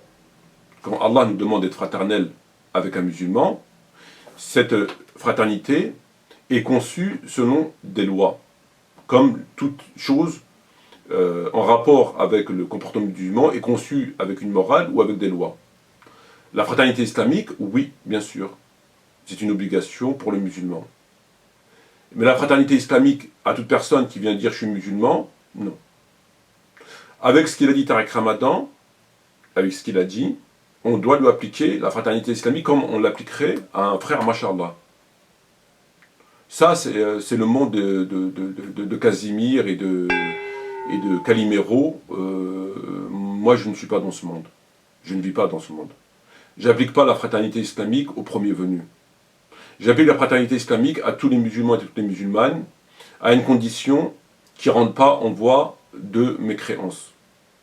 Mécréance, c'est-à-dire qui vont inciter les musulmans à s'intégrer, qui vont inciter les musulmans à voter, etc., etc. À plus forte raison lorsqu'ils sont francs-maçons, et j'en passe, et j'en passe, et j'en passe. Pour moi, la fraternité islamique ne s'applique plus. On applique d'autres versets. On applique les versets sur l'hypocrisie, sur la trahison, sur la fourberie, sur les ennemis de l'islam, etc., etc., etc. Comme Dieu dans le Coran dit au prophète, « Ô prophète, crains Allah et sois dur avec les mécréants et avec les hypocrites. » Voilà. Parce que eux, dans votre conception, il n'y a plus d'hypocrites. Il y a le monde des musulmans, des non-musulmans, mais les hypocrites n'existent plus. Tous ceux qui se prétendent musulmans sont musulmans. Ben, on va appliquer la fraternité à Hassan Chlagoumi, à Dalibou Baker. C'est quand même navrant que les gens ont pris conscience que Hassan Chlagoumi était ceci, cela, ou Dalibou Baker, mais ils n'ont pas pris pour Tariq Ramadan. Parce qu'eux, ils ont eu, entre guillemets, le mérite de dire les choses ouvertement. Ils ne s'en cachent pas. Et pour un islam que l'on connaît. Or, Tariq Ramadan est pour un islam encore plus perverti. Seulement, il le fait, comme je l'ai expliqué, en essayant par un pseudo-ijtihad, qui ne veut rien dire. Et il arrive à la même conclusion, et même pire, que les autres. Les autres, c'est clair, il n'y a pas d'ijtihad. Je suis contre, point à la ligne. Je suis contre le hijab. Voilà. Lui, il va dire je suis pour le hijab. Néanmoins, on ne peut pas le rendre obligatoire. On ne peut pas contraindre une femme à le porter. Voilà. L'autre, il va dire je suis contre, l'autre, il va dire je suis pour le hijab, mais on ne peut pas contraindre une femme de le porter. On ne peut pas la contraindre. Donc si les femmes ne veulent pas porter le hijab, il faut les laisser. Si elles veulent s'habiller en mini-jupe, tu ne peux pas. Ce qui revient à la même chose.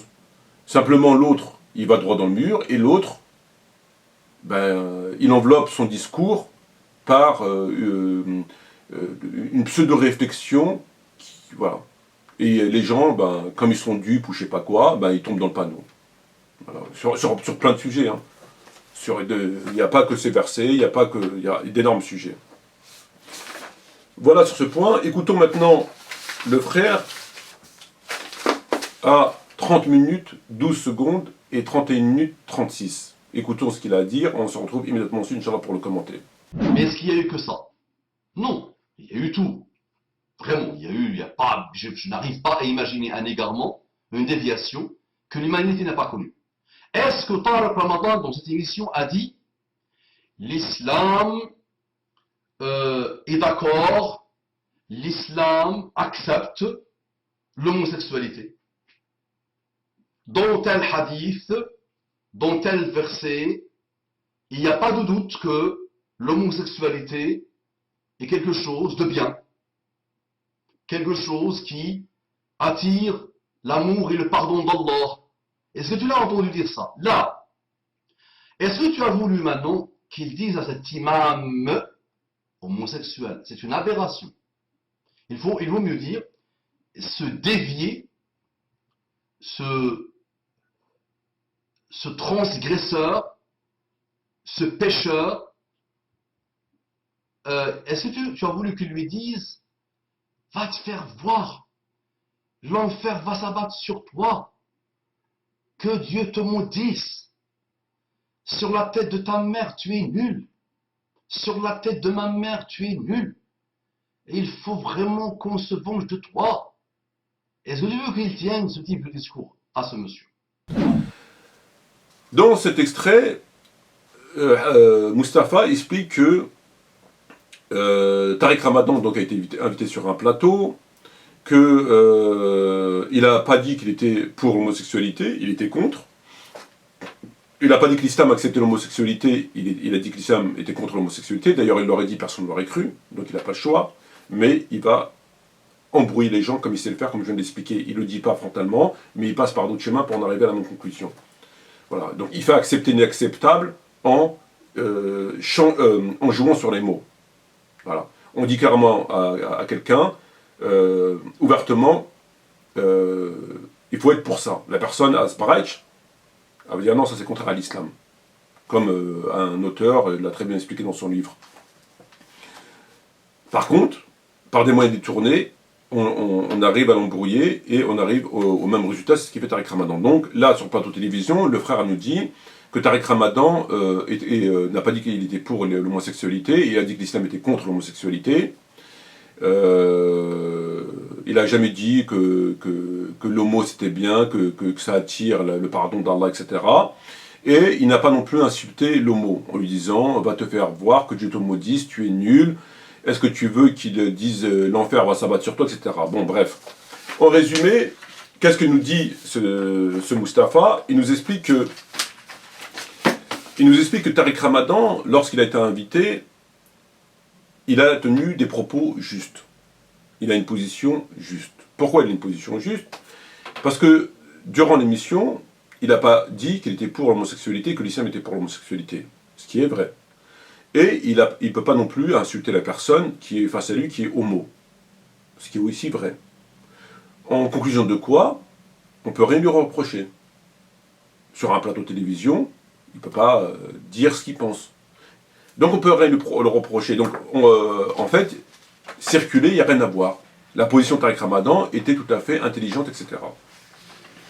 La première question qui s'impose, c'est que nous savons que Tariq Ramadan a écrit des livres, et notamment sur la question de l'homosexualité. Et les propos qu'il a tenus dans ces livres sont à l'opposé, sont des hérésies. Sont des hérésies parce qu'ils contredisent le Coran et la Sunna. La première question qui s'impose, est-ce que là aussi, il ne pouvait pas dire ce qu'il voulait?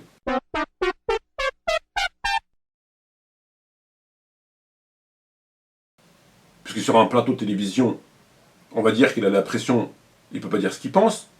Très bien. Est-ce que lorsqu'il a écrit des livres, il ne pouvait pas dire qui l'a obligé à écrire ces hérésies? Personne. Il a pris son stylo, enfin son ordinateur, et il a écrit ses livres. Donc de façon tout à fait réfléchie et délibérée. Donc l'argumentation, le prétexte de dire il est sur un plateau de télévision, il ne peut pas tout dire, ce qui est entendable, ce qu'on peut comprendre. A contrario, lorsqu'il écrit ses livres, personne ne l'oblige à écrire ses conneries. Personne ne l'oblige à écrire ses hérésies, à égarer les musulmans et les musulmanes. Donc cet argument ne tient pas. L'argumentation de la contrainte médiatique, de la pression médiatique, n'est pas valable. Ou alors il faut nous expliquer pourquoi il a écrit ce que nous allons voir maintenant. Quelle est la position de Tariq Ramadan sur la question de l'homosexualité? Quelle est-elle? Tariq Ramadan sur la question de l'homosexualité, il dit je les respecte et je respecte leur choix, en parlant des homos. Je respecte ce qu'ils sont. Tout ça, c'est dans ses livres. C'est pas la télé, c'est dans ses livres. Je partage des luttes avec des femmes et des hommes qui sont homosexuels. Chacun doit respecter le choix d'autrui tant qu'on ne lui impose pas. Je ne condamne aucun être. J'ai des réserves sur le mariage homosexuel. Des réserves. Sur le mariage homosexuel. Pas sur l'homosexualité. Sur le mariage homosexuel. Il a juste des réserves. Je n'hésite pas à lutter contre les discours et les mesures homophobes. Il lutte contre les discours et les mesures homophobes. Donc il lutte contre le Coran et la Sunna. Certains musulmans savants, moi savants, parlent de la sorte, je ne m'associe pas à eux. Certains savants parlent de la sorte, c'est-à-dire ils sont homophobes, je ne m'associe pas à eux. En fait, ce n'est pas certains savants, c'est le Coran et le prophète qui parlent de la sorte. Les savants n'ont fait que reprendre les textes. Donc ils ne s'associent pas. Vous voyez, regardez la manipulation. Comme il sait que c'est le Coran et la Sunna qui le disent, il ne peut pas dire le Coran et la Sunna disent ça, je ne m'associe pas à eux. Les musulmans vont être choqués.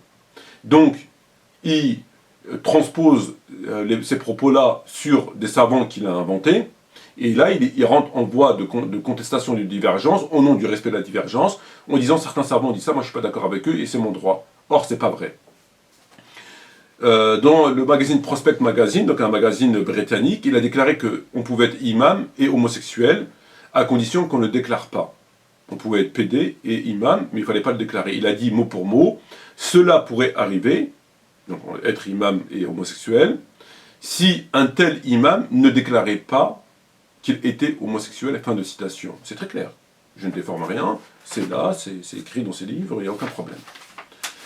Donc, frères et sœurs, est-ce que l'argument selon lequel la pression médiatique l'empêcherait de dire des choses est valable? Évidemment que non. Sinon, pourquoi écrire ce torchon? Pourquoi? Là, il n'y a pas d'argumentation, il n'y a pas de pression médiatique, il n'y a rien. Il l'a fait de lui-même, il l'a bien fait. Est-ce que les propos de Tariq Ramadan, ces propos-là, sont en conformité avec le Coran et la Sunna? Le Coran. Lorsque vint notre ordre, nous renversâmes de fond en comble et fîmes pleuvoir sur elle en masse des pierres d'argile succédant les unes aux autres. Et Lot, nous lui avons apporté la capacité de juger et le savoir, et nous nous avons sauvés de la cité où se commettait le vice. Ces gens étaient vraiment des gens du mal, des pervers.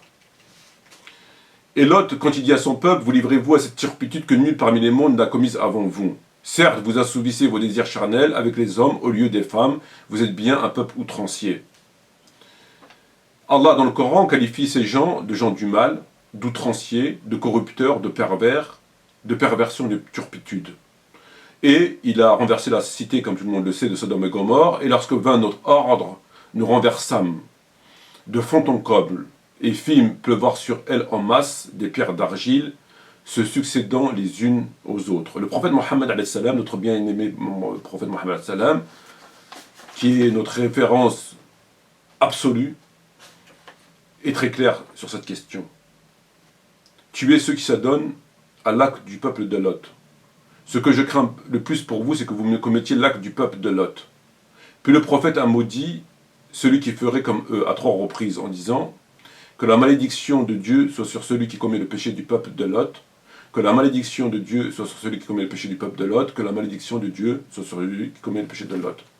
Quatre types d'individus seront matin et soir soumis à la colère de Dieu. On lui demanda, quels sont-ils, ô messager de Dieu? Il a répondu, les hommes qui cherchent à ressembler aux femmes, les femmes qui cherchent à ressembler aux hommes, celui qui s'accouple avec un animal et celui qui a un rapport sexuel avec un autre homme. L'homme qui a un rapport sexuel avec un autre homme ou une femme qui a un rapport sexuel avec une autre femme. Le prophète a dit, Dieu ne regardera pas un homme qui a une relation sexuelle avec un autre homme.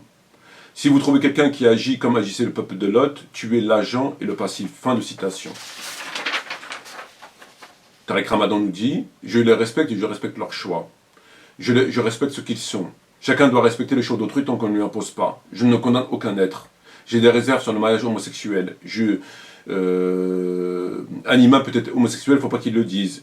Je n'hésite pas à lutter contre les discours homophobes, etc. Est-ce que, frères et sœurs, cette position de Tariq Ramadan qu'il a tenue dans ses ouvrages, sans aucune pression, rien, de façon tout à fait délibérée et conforme à l'islam.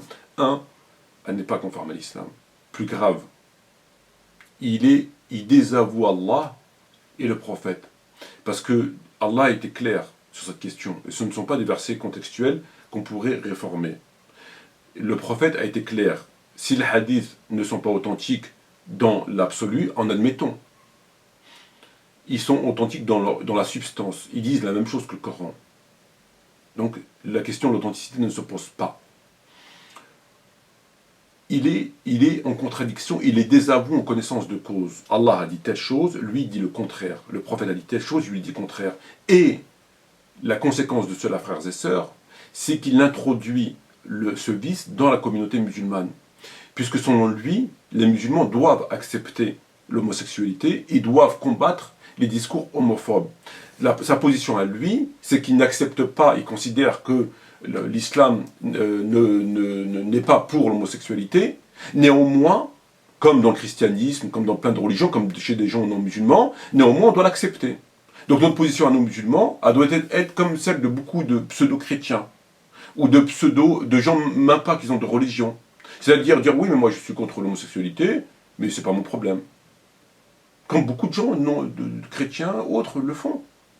Oui, moi je suis contre l'homosexualité, mais chacun fait ce qu'il veut, ça le regarde. Moi c'est pas mon problème, vous connaissez ce discours. Ce discours, il a un rapport avec l'islam.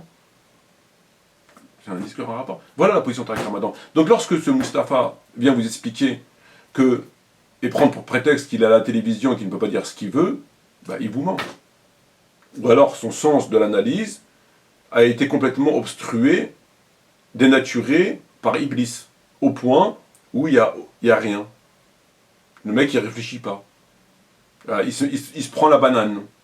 Donc il est bien évident que sur ce point-là, il n'a aucune circonstance atténuante et que les arguments qui sont avancés, les prétextes qui sont avancés, sont nuls et non avenus. Et que, pour terminer, la position de Tariq Ramadan sur l'homosexualité, mais sur plein de sujets, malheureusement, c'est du kufr pur et net. On ne peut pas appeler ça autrement. On l'a vu sur la dénaturation du Coran, on l'a vu sur ce sujet-là. Dernier exemple, à 31 minutes, 54 secondes et 33,01. 31, 54, 33,01, écoutons-le.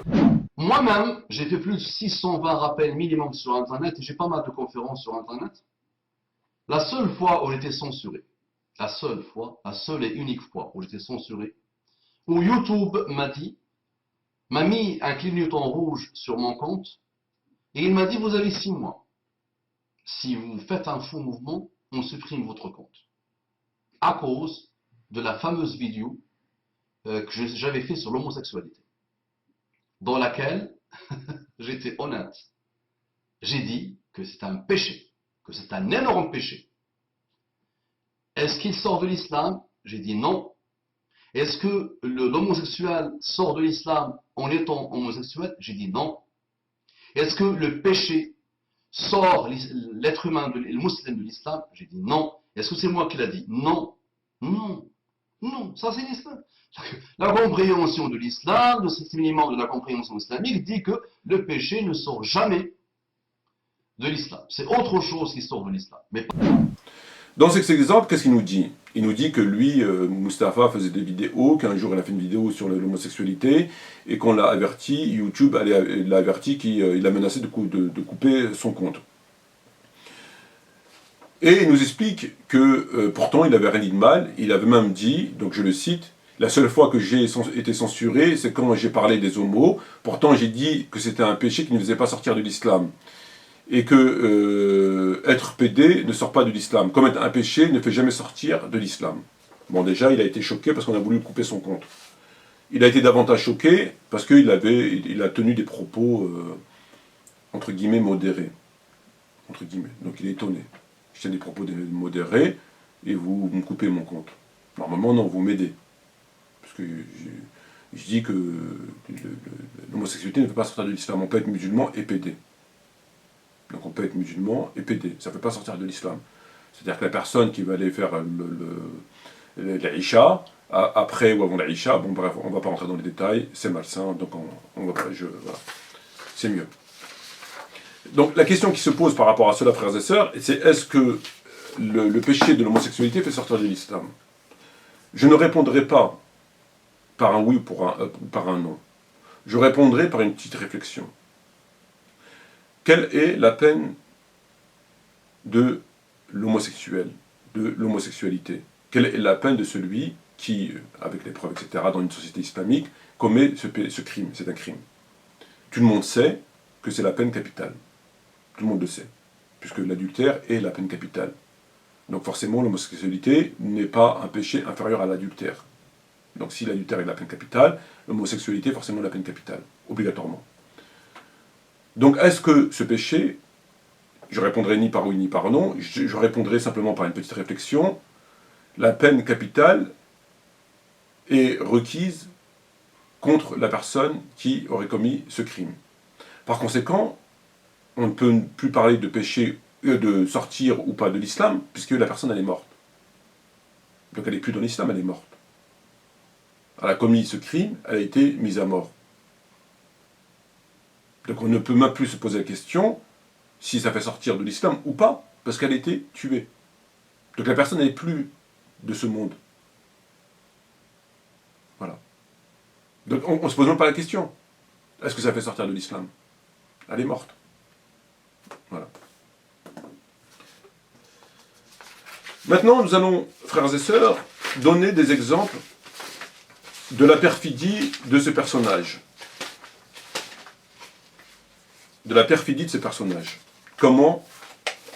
Pourquoi je l'ai qualifié de la rhétorique du diable? La rhétorique du diable. Nous avons vu des petits exemples rapidement. Je vais vous donner d'autres exemples. Comment il falsifie le Coran. Quand le verset le dérange, comment il le falsifie. Premier exemple. Dans son livre Les musulmans en Occident, le musulman et l'Occident et l'avenir de l'islam, Tariq Ramadan, acte sud, page 33. Qu'est-ce qu'il nous dit? Un passage intéressant du Coran nous parle des êtres qui s'oublient totalement comme étant des plus égarés que les animaux. La conscience, c'est l'apostrophie au point de ne faire agiter l'être et patati patata. Donc, le reste, ça ne nous concerne pas, ça n'a aucun rapport avec le sujet. Regardez ce qu'il dit avec Ramadan. Un passage intéressant du Coran, c'est un livre qui, de mémoire, a été coécrit. Donc, il est dans la complaisance totale, au point de dénaturer la parole de Dieu. Un passage intéressant du Coran, nous parle des êtres qui s'oublient totalement, comme étant plus égarés que des animaux. Donc il nous dit qu'un passage du Coran qualifie d'animaux les êtres qui s'oublient. Déjà pour commencer, on sait que Allah ne pourra jamais ne qualifie pas des musulmans, même s'ils s'oublient. Oublier, ça ne veut rien dire. J'oublie qu'est-ce qu'il veut dire par là exactement, mais il le fait exprès. Il reste dans le flou. Comme étant comme des animaux. Ça ne peut pas concerner les musulmans. Allah ne peut pas qualifier les musulmans d'animaux. Donc, c'est quoi l'arnaque? L'arnaque, en réalité, c'est que Dieu dans le Coran ne parle pas des êtres qui s'oublient. Il parle des mécréants qui comparent à des animaux. Mais comme ce livre a été coécrit et comme il est dans la complaisance, il ne pouvait pas dire mécréants sont comme des animaux. Parce que le type, Alain Grèche ou je ne sais pas qui converse avec lui, il va dire écoute, moi je suis non-musulman, donc mécréant, tu me qualifies d'animal. Ils ne vont pas être contents. C'est évident. Pour se faire accepter Tariq Ramadan, il faut qu'il fasse accepter son islam. Si on n'accepte pas son islam, on ne va pas l'accepter lui. Ça me semble logique. Donc qu'est-ce qu'il a fait? Il a dénaturé le verset. Au lieu de mettre Dieu qualifie les mécréants d'animaux, il a préféré mettre un passage intéressant du Coran, nous parle des êtres qui s'oublient. Les êtres qui s'oublient, ça implique tout le monde, des personnes. Des êtres qui s'oublient, c'est les musulmans, les non-musulmans, c'est des êtres humains. Or, c'est pas ce que Dieu a dit. Dieu n'a jamais qualifié les musulmans d'animal, il qualifie de mécréants. Je prends le Coran. Je prends le verset 2, Sourate 2, verset 171.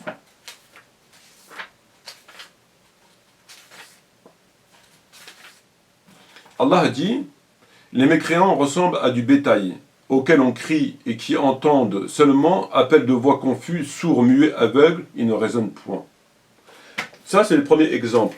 Et Dieu parle à d'autres reprises, il fait un parallèle entre le kuffar et les animaux. Tariq Ramadan, il a dénaturé ce verset, puisqu'il dit « Un passage intéressant du Coran nous parle des êtres qui s'oublient totalement comme étant plus égarés que les animaux. C'est une dénarration, une falsification du Coran. Comme il est coécrit, il ne peut pas le dire à un kafir, ça ne va pas, l'autre il va se braquer, et il a mis des êtres. Des êtres, ça comprend même les musulmans. Alors que c'est pas vrai, c'est une dénaturation. Allah dans le Coran jamais dit que les musulmans peuvent être ils sont comparables à des animaux, jamais. Jamais. Et lui, il les a mis. Dans sa falsification, il a mis des êtres, ça comprend tous ceux qui s'oublient. Même si on s'en fout que ça veut dire oublier, peu importe, ça comprend tous ceux qui s'oublient. Donc, y compris des musulmans qui s'oublieraient. Or, c'est pas possible. Un musulman qui s'oublie ou pas, s'il est musulman, ne peut pas être qualifié par Dieu d'animal. Première falsification. Deuxième falsification. Écoutez. Il est dit dans la Bible qu'il sera plus difficile à un riche d'entrer au paradis qu'à un chameau de passer par le trou d'une aiguille. Donc là, c'est un livre qui est coécrit avec un kafir. Et le kafir lui dit, il est dit dans la Bible qu'il sera plus difficile à un riche d'entrer au paradis qu'à un chameau de passer par le trou d'une aiguille. Donc c'est effectivement écrit dans la Bible que le riche aura plus de difficultés à rentrer au paradis que le fil dans le trou d'une aiguille. Tariq Ramadan lui dit quoi? La même formule est employée dans le Coran, mais alors il ne s'agit pas de riche, mais d'un être humain orgueilleux et injuste. Parce qu'il ne suffit pas d'être pauvre pour être honnête, etc. Donc là, ce qu'il lui dit Tariq Ramadan, donc l'autre il lui dit, dans la Bible, il y a un passage qui dit que les riches auront plus de mal à entrer au paradis que le fil dans le chat d'une aiguille. Tariq Ramadan lui dit, oui, nous aussi, on a ce verset dans le Coran. Mais nous, dans le Coran, on ne parle pas de riches, parce qu'il ne suffit pas d'être riche pour être malhonnête. Nous, dans le Coran, on parle d'humain orgueilleux et injuste. Donc l'humain orgueilleux et injuste aura plus de mal à rentrer au paradis que le fil dans le chat d'une aiguille. Alors, on va voir le verset.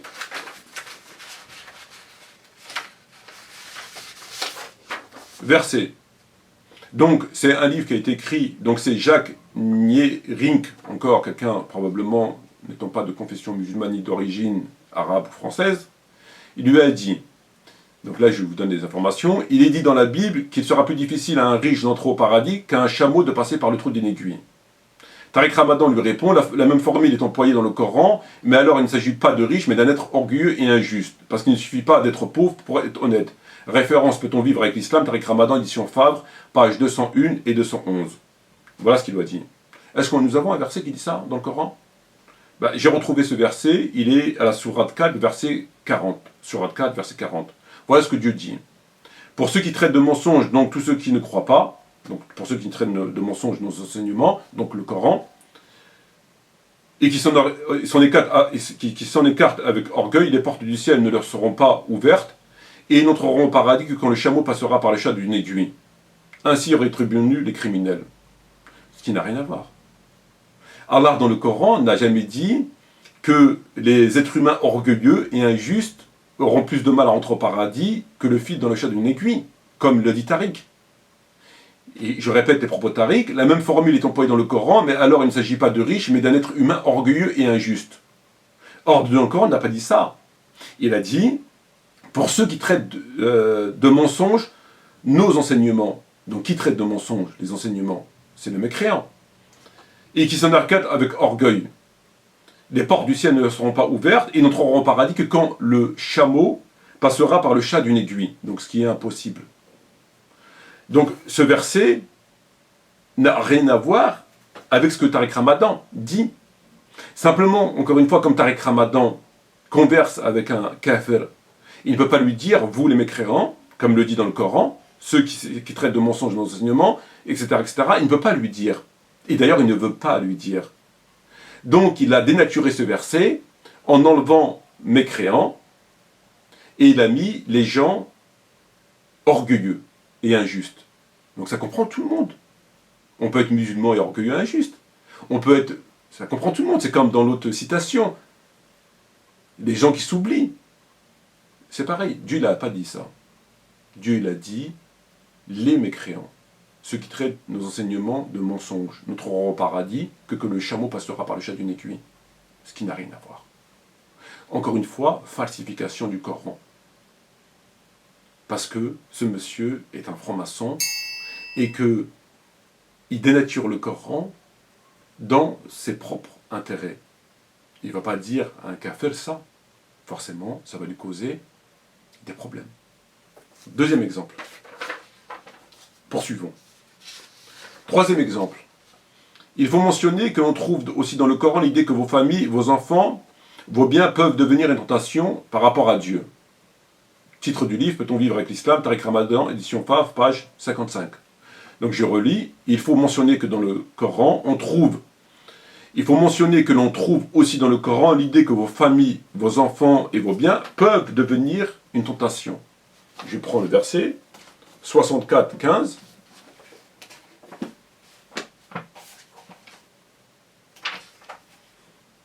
Voilà ce que dit Dieu dans le Coran. 64, 15. Vos biens et vos enfants ne sont qu'une tentation. Alors qu'auprès d'Allah est une énorme récompense. Innama amwalukum wa awladukum fitnatun wa Allah inda'u ajrul azim. Tariq Ramadan nous dit que dans le Coran, l'idée que vos familles, vos enfants, vos biens, donc ce verset, peuvent devenir une tentation. Peuvent, c'est au conditionnel. Dieu n'a pas dit peuvent, il a dit sont qu'une tentation. Vos biens et vos enfants ne sont qu'une tentation. Lui, il a dit peuvent. C'est pas sûr. Infirmation du Coran, falsification du Coran. Pourquoi falsification du Coran? Tout simplement parce que il propage un islam à la Vatican II, un islam démocratique. Ça ne fait pas beau de dire vos enfants, non. Vos enfants, vos biens sont une tentation, ne sont qu'une tentation. Ça fait dur, ça fait radical, ça fait islamiste, ça fait littéraliste.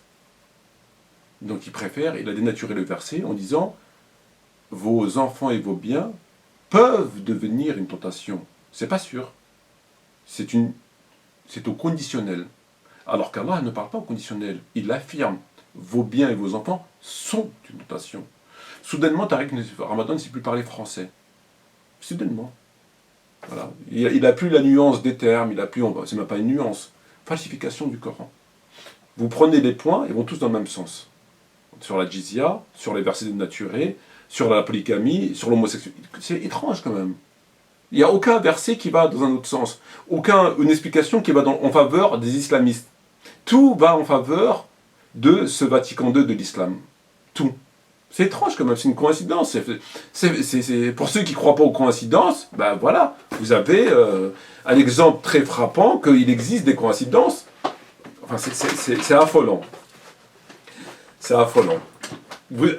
Autre exemple de falsification du Coran. Écoutez.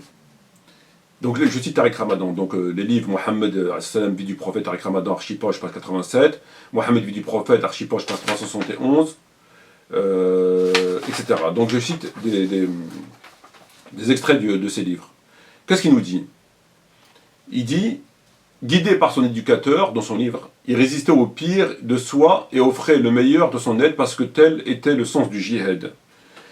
Tel était le sens de l'injonction appelant, donc là il nous cite le verset, promouvoir le bien et prévenir le mal.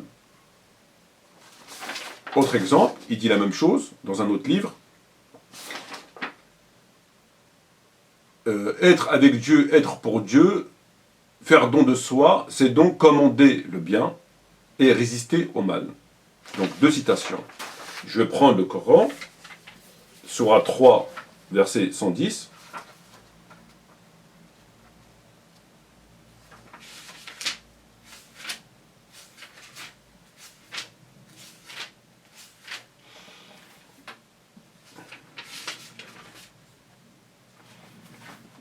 Voilà ce que dit Allah. Vous êtes la meilleure communauté qui en fait surgir pour les hommes, vous ordonnez le convenable et interdisez le blâmable. Ordonnez le convenable, interdisez le blâmable.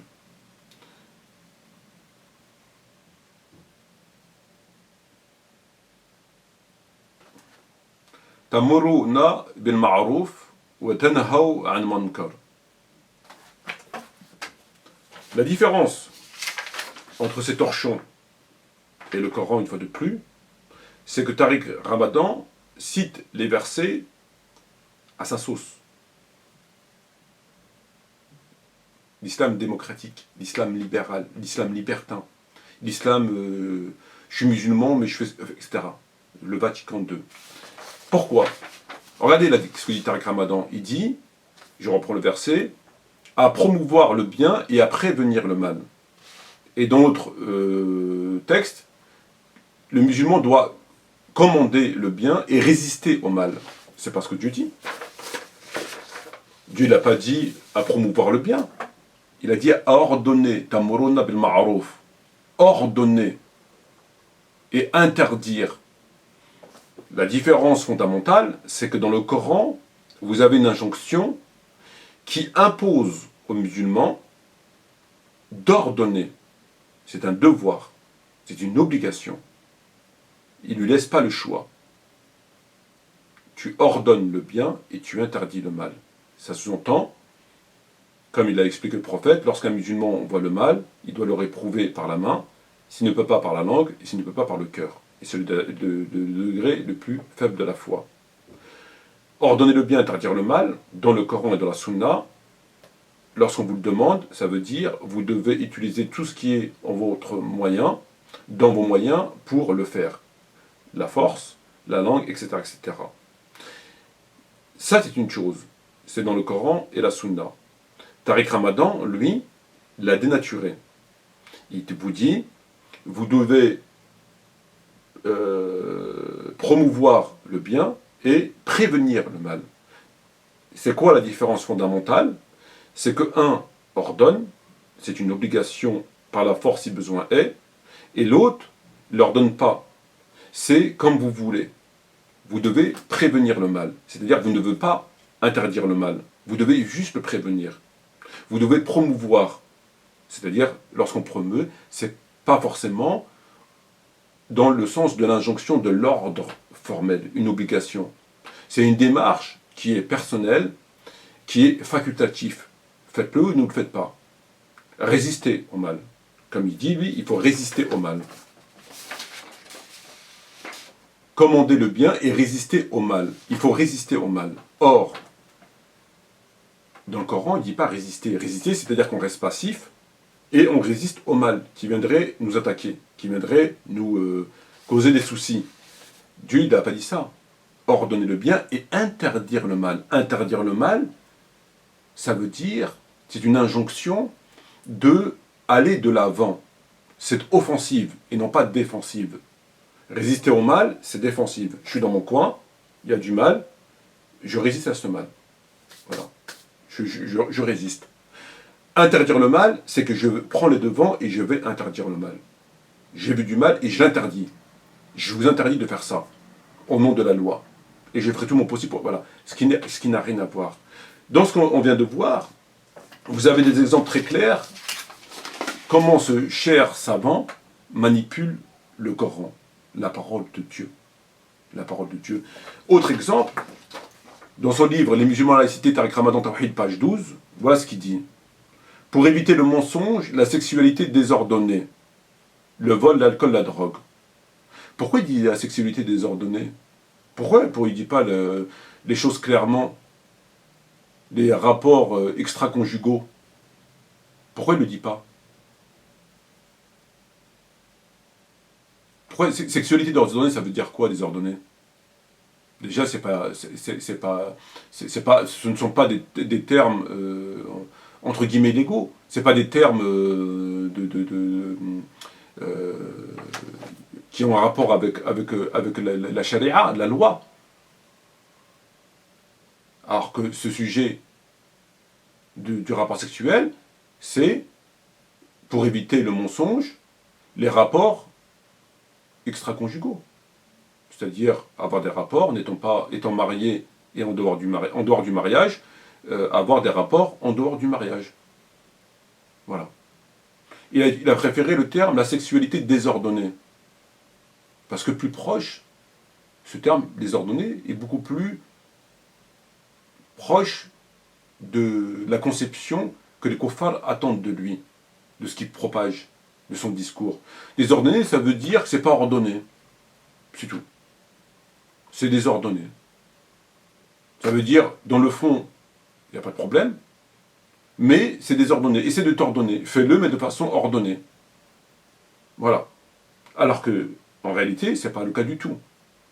C'est des termes qui pèsent comme il l'a fait pour... Et encore une fois, ça va dans le même sens. Comme il l'a fait pour ce que je viens de vous expliquer là. Vous avez un dernier exemple où il dit, écoutez, les choses se gâtèrent lorsque Abdallah ibn Jaysh et les membres de la mission décidèrent d'attaquer une caravane, alors qu'il s'agissait de la dernière nuit de la Rajab, un des 4 mois sacrés durant lesquels la guerre était considérée comme interdite. Mohammed, vu du prophète, avec Ramadan, Archipoche, page 174. Il a dit, elle était. La guerre était interdite durant les mois sacrés. Or, elle n'était pas interdite. Elle est interdite. Puisque rien n'est venu abroger l'interdiction faite aux musulmans, sauf en cas de légitime défense, de faire la guerre durant les mois sacrés. Rien n'est venu abroger ça. Donc pourquoi il parle en disant la guerre était, comme si elle était abrogée, durant laquelle la guerre était interdite. Elle ne l'est plus. Elle était. Abrogation. C'est comme si moi je disais, durant l'époque où la prière était obligatoire. On va me dire, mais pourquoi elle n'est plus obligatoire? C'est pareil. Durant l'époque où la guerre était interdite, durant les mois sacrés. Était. Pour quelqu'un qui... ça fait beaucoup pour un intellectuel, etc., qui connaît bien la langue française, etc., ça fait beaucoup quand même. Hein. Je ne sais plus parler d'un second. On dirait un manouche.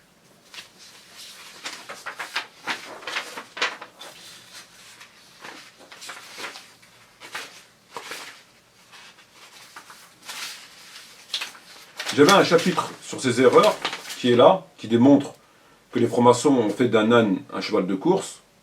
J'ai des erreurs, mais le temps qui m'est imparti, et ça va durer trop longtemps, donc on remettra ça la prochaine fois, Inch'Allah, pour vous démontrer qu'ils ont réussi à faire d'un âne un cheval de course. Donc, dernière citation rapide, pour vous donner l'état d'esprit de cet individu. 4 citations. Alors, question. On lui pose une question. À ce sujet, votre modèle de société n'est pas le modèle américain? Point d'interrogation. Il a répondu quoi? Je n'ai pas de modèle de société à proprement parler. Je n'ai pas de modèle de société à proprement parler. Mais je dois dire que le modèle américain représente de nombreuses défaillances. Et qu'il n'est pas celui auquel j'aspire quand on vivre ensemble. On lui demande, est-ce que le modèle américain est son modèle de société? Il a répondu, je n'ai pas de modèle de société à proprement parler. Un musulman aurait dit, non, absolument pas. Comme c'est qualifié par, Khomeini qualifié l'Iran du grand Satan. Donc un musulman, sans aller jusque-là, dirait non, pas du tout. Le modèle américain est tout le contraire de mon modèle. Moi, mon modèle, c'est le modèle de l'islam. Daoula Islamiyya. Il a dit non, Le modèle américain n'est pas mon modèle proprement, et je n'ai pas de modèle de société. Il n'en a pas. Et il dit simplement que le modèle américain présente de nombreuses défaillances. Le modèle américain, c'est des défaillances qu'il a. C'est pas le grand Satan, c'est juste des défaillances. Bon, pourquoi pas. Voilà ce qu'il dit. Il existe bien, nous l'avons dit, 2 autorités, l'une religieuse et l'autre politique, qui s'exercent selon les règles de modalités différentes. Leur relation doit être pensée et organisée avec l'objectif de respecter les prérogatives de chacune. Et écoutez bien ce qu'il dit maintenant. L'idée d'un État islamique où le religieux imposerait son autorité à l'ordre de l'État, où le contrôlerait est dangereuse et au demeurant contraire à l'islam. Fin de citation. L'islam et le réveil arabe, Tariq Ramadan, presse du Châtelet, pages 180 et 181. Donc il vous dit que l'idée d'un État islamique, entre guillemets, où le religieux imposerait son autorité à l'ordre de l'État ou le contrôlerait, est dangereuse, et au demeurant contraire à l'islam. C'est-à-dire que, dans un État, le religieux ne doit pas contrôler le gouvernement. Il a dit que c'est où le religieux imposerait son autorité à l'ordre de l'État ou le contrôlerait et dangereuse et au demeurant contraire à l'islam. C'est-à-dire que dans un État, il ne faut pas que l'islam s'impose. Il ne faut pas que le religieux impose l'islam. Il ne faut pas. C'est contraire à l'islam. Ça se passe de commentaires. Ça se passe de commentaires. Il nous dit, le prophète avait reçu le message, il l'avait compris et appliqué. Il savait l'humour et la plaisanterie, il avait le sens de la distraction et de la fête. Quelques lettres du cœur, Tariq Ramadan, édition Tawhid, page 65. Donc pour lui, le prophète avait le sens de la distraction et de la fête. Je ne savais pas.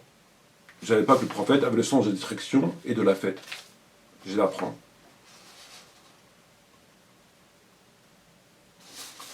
Autre manipulation et avant-dernière, la teneur des lettres était sensible, toujours la même. Le prophète se faisait connaître comme envoyé de Dieu, par les destinataires des différentes lettres, leur rappelait l'unicité divine, puis les invitait à accepter l'islam. En cas de refus, il les rendait responsables devant Dieu de l'égarement de la totalité de leur peuple. Mohammed lui dit prophète, Tariq Ramadan, Archipoche, page 281. Donc il nous dit, en cas de refus, donc le prophète envoyait des émissaires avec des lettres, il les invite à l'islam, ce que tout le monde sait. Et en cas de refus, qu'est-ce qui se passait? Il les rendait responsables devant Dieu de l'égarement de la totalité de leur peuple. Voilà. Après, il n'y a plus rien. Moi, j'avais cru comprendre qu'il les rendait responsables de l'égarement de la totalité de leur peuple, et qu'après, il leur envoyait une armée. D'où la propagation de l'islam. Ben non. Le prophète écrivait, il envoyait des émissaires apporter la lettre pour convertir-toi à l'islam, et s'il ne voulait pas, il lui dit, ben écoute, moi je te rends responsable de l'égarement de ton peuple, salam alaikum, et au revoir. Voilà. Vous prenez n'importe quel livre, enfin, je veux dire, c'est des choses, c'est le ABCD, je veux dire, c'est le B.A.B.A. Vous prenez n'importe quel livre, tout le monde sait que lorsque le prophète envoyait des émissaires, c'était ensuite pour leur envoyer une armée. Tout le monde le sait. Il s'est arrêté à ça. Le reste, poubelle. Ah oui, poubelle. Dernier exemple, concernant Salman Rushdie. Voilà ma position, voilà ce que je crois. Ce que je dis aux musulmans partout, dans toutes les langues, dans lesquelles je m'exprime, c'est pour cela que je suis prononcé contre la fatwa. Je me suis prononcé contre la fatwa, décrétée à l'encontre de Salman Rushdie. Je n'ai pas aimé son livre. Ça serait un peu choquant qu'ils disent aux musulmans j'ai aimé son livre, que j'ai trouvé inutilement blessant. Mais rien ne pouvait justifier une fatwa que j'ai publiquement condamnée. Donc par rapport à la fatwa de Rushdie, de Khomeini, condamnant à mort Salman Rushdie pour ses insultes à l'égard du prophète, etc., Tariq Ramadan a dit que c'était une fatwa de pure récupération, c'était pour faire de la récupération, et que au nom de la liberté d'expression, on ne pouvait pas condamner Salman Rushdie, qu'il était contre son livre, mais que les gens avaient le droit de s'exprimer, qu'on ne pouvait pas condamner, que c'était contraire à l'islam de condamner quelqu'un, de lui refuser le droit de s'exprimer. Donc en fait, pour Tariq Ramadan, au nom de la liberté d'expression, il faut les laisser, qui a envie d'insulter le prophète, ses épouses, etc., insulter. Voilà. C'est ce qu'il a dit. Il a été contre la fatwa, et par ailleurs, il dit que c'est contraire à l'islam, que la fatwa était une fatwa de pure récupération, et qu'il est contraire à l'islam de condamner quelqu'un parce qu'il a insulté le prophète. On doit le laisser s'exprimer, au nom de la liberté d'expression. Voilà. Lorsqu'on sait que les chiites insultent pas le prophète, et insultent des compagnons et des épouses du prophète, ça fait un sacré bordel, que tout le monde connaît. Tariq Ramadan lui va plus loin. Il autorise les kuffars à insulter non pas les épouses ou les compagnons, mais le prophète lui-même, au nom de la liberté d'expression. C'est ce qu'il a dit dans son livre. Voilà, la vidéo arrive à son terme. Nous avons analysé les différents propos et constaté une fois de plus à qui on avait affaire. Sur ce, je vous dis merci de votre attention. Shukran jazilan wa salam alaikum wa rahmatullahi wa barakatuh. Et j'espère à bientôt pour une autre vidéo. Merci beaucoup et à bientôt, Inch'Allah.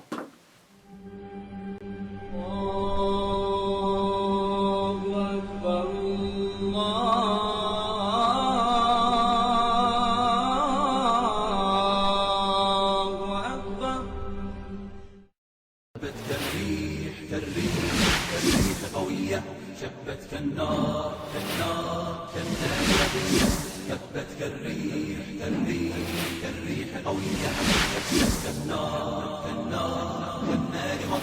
سارت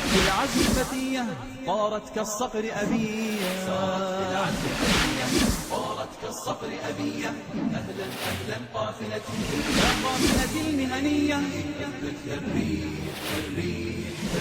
قوية شبت كالنار كالنار وضية هبت كالريح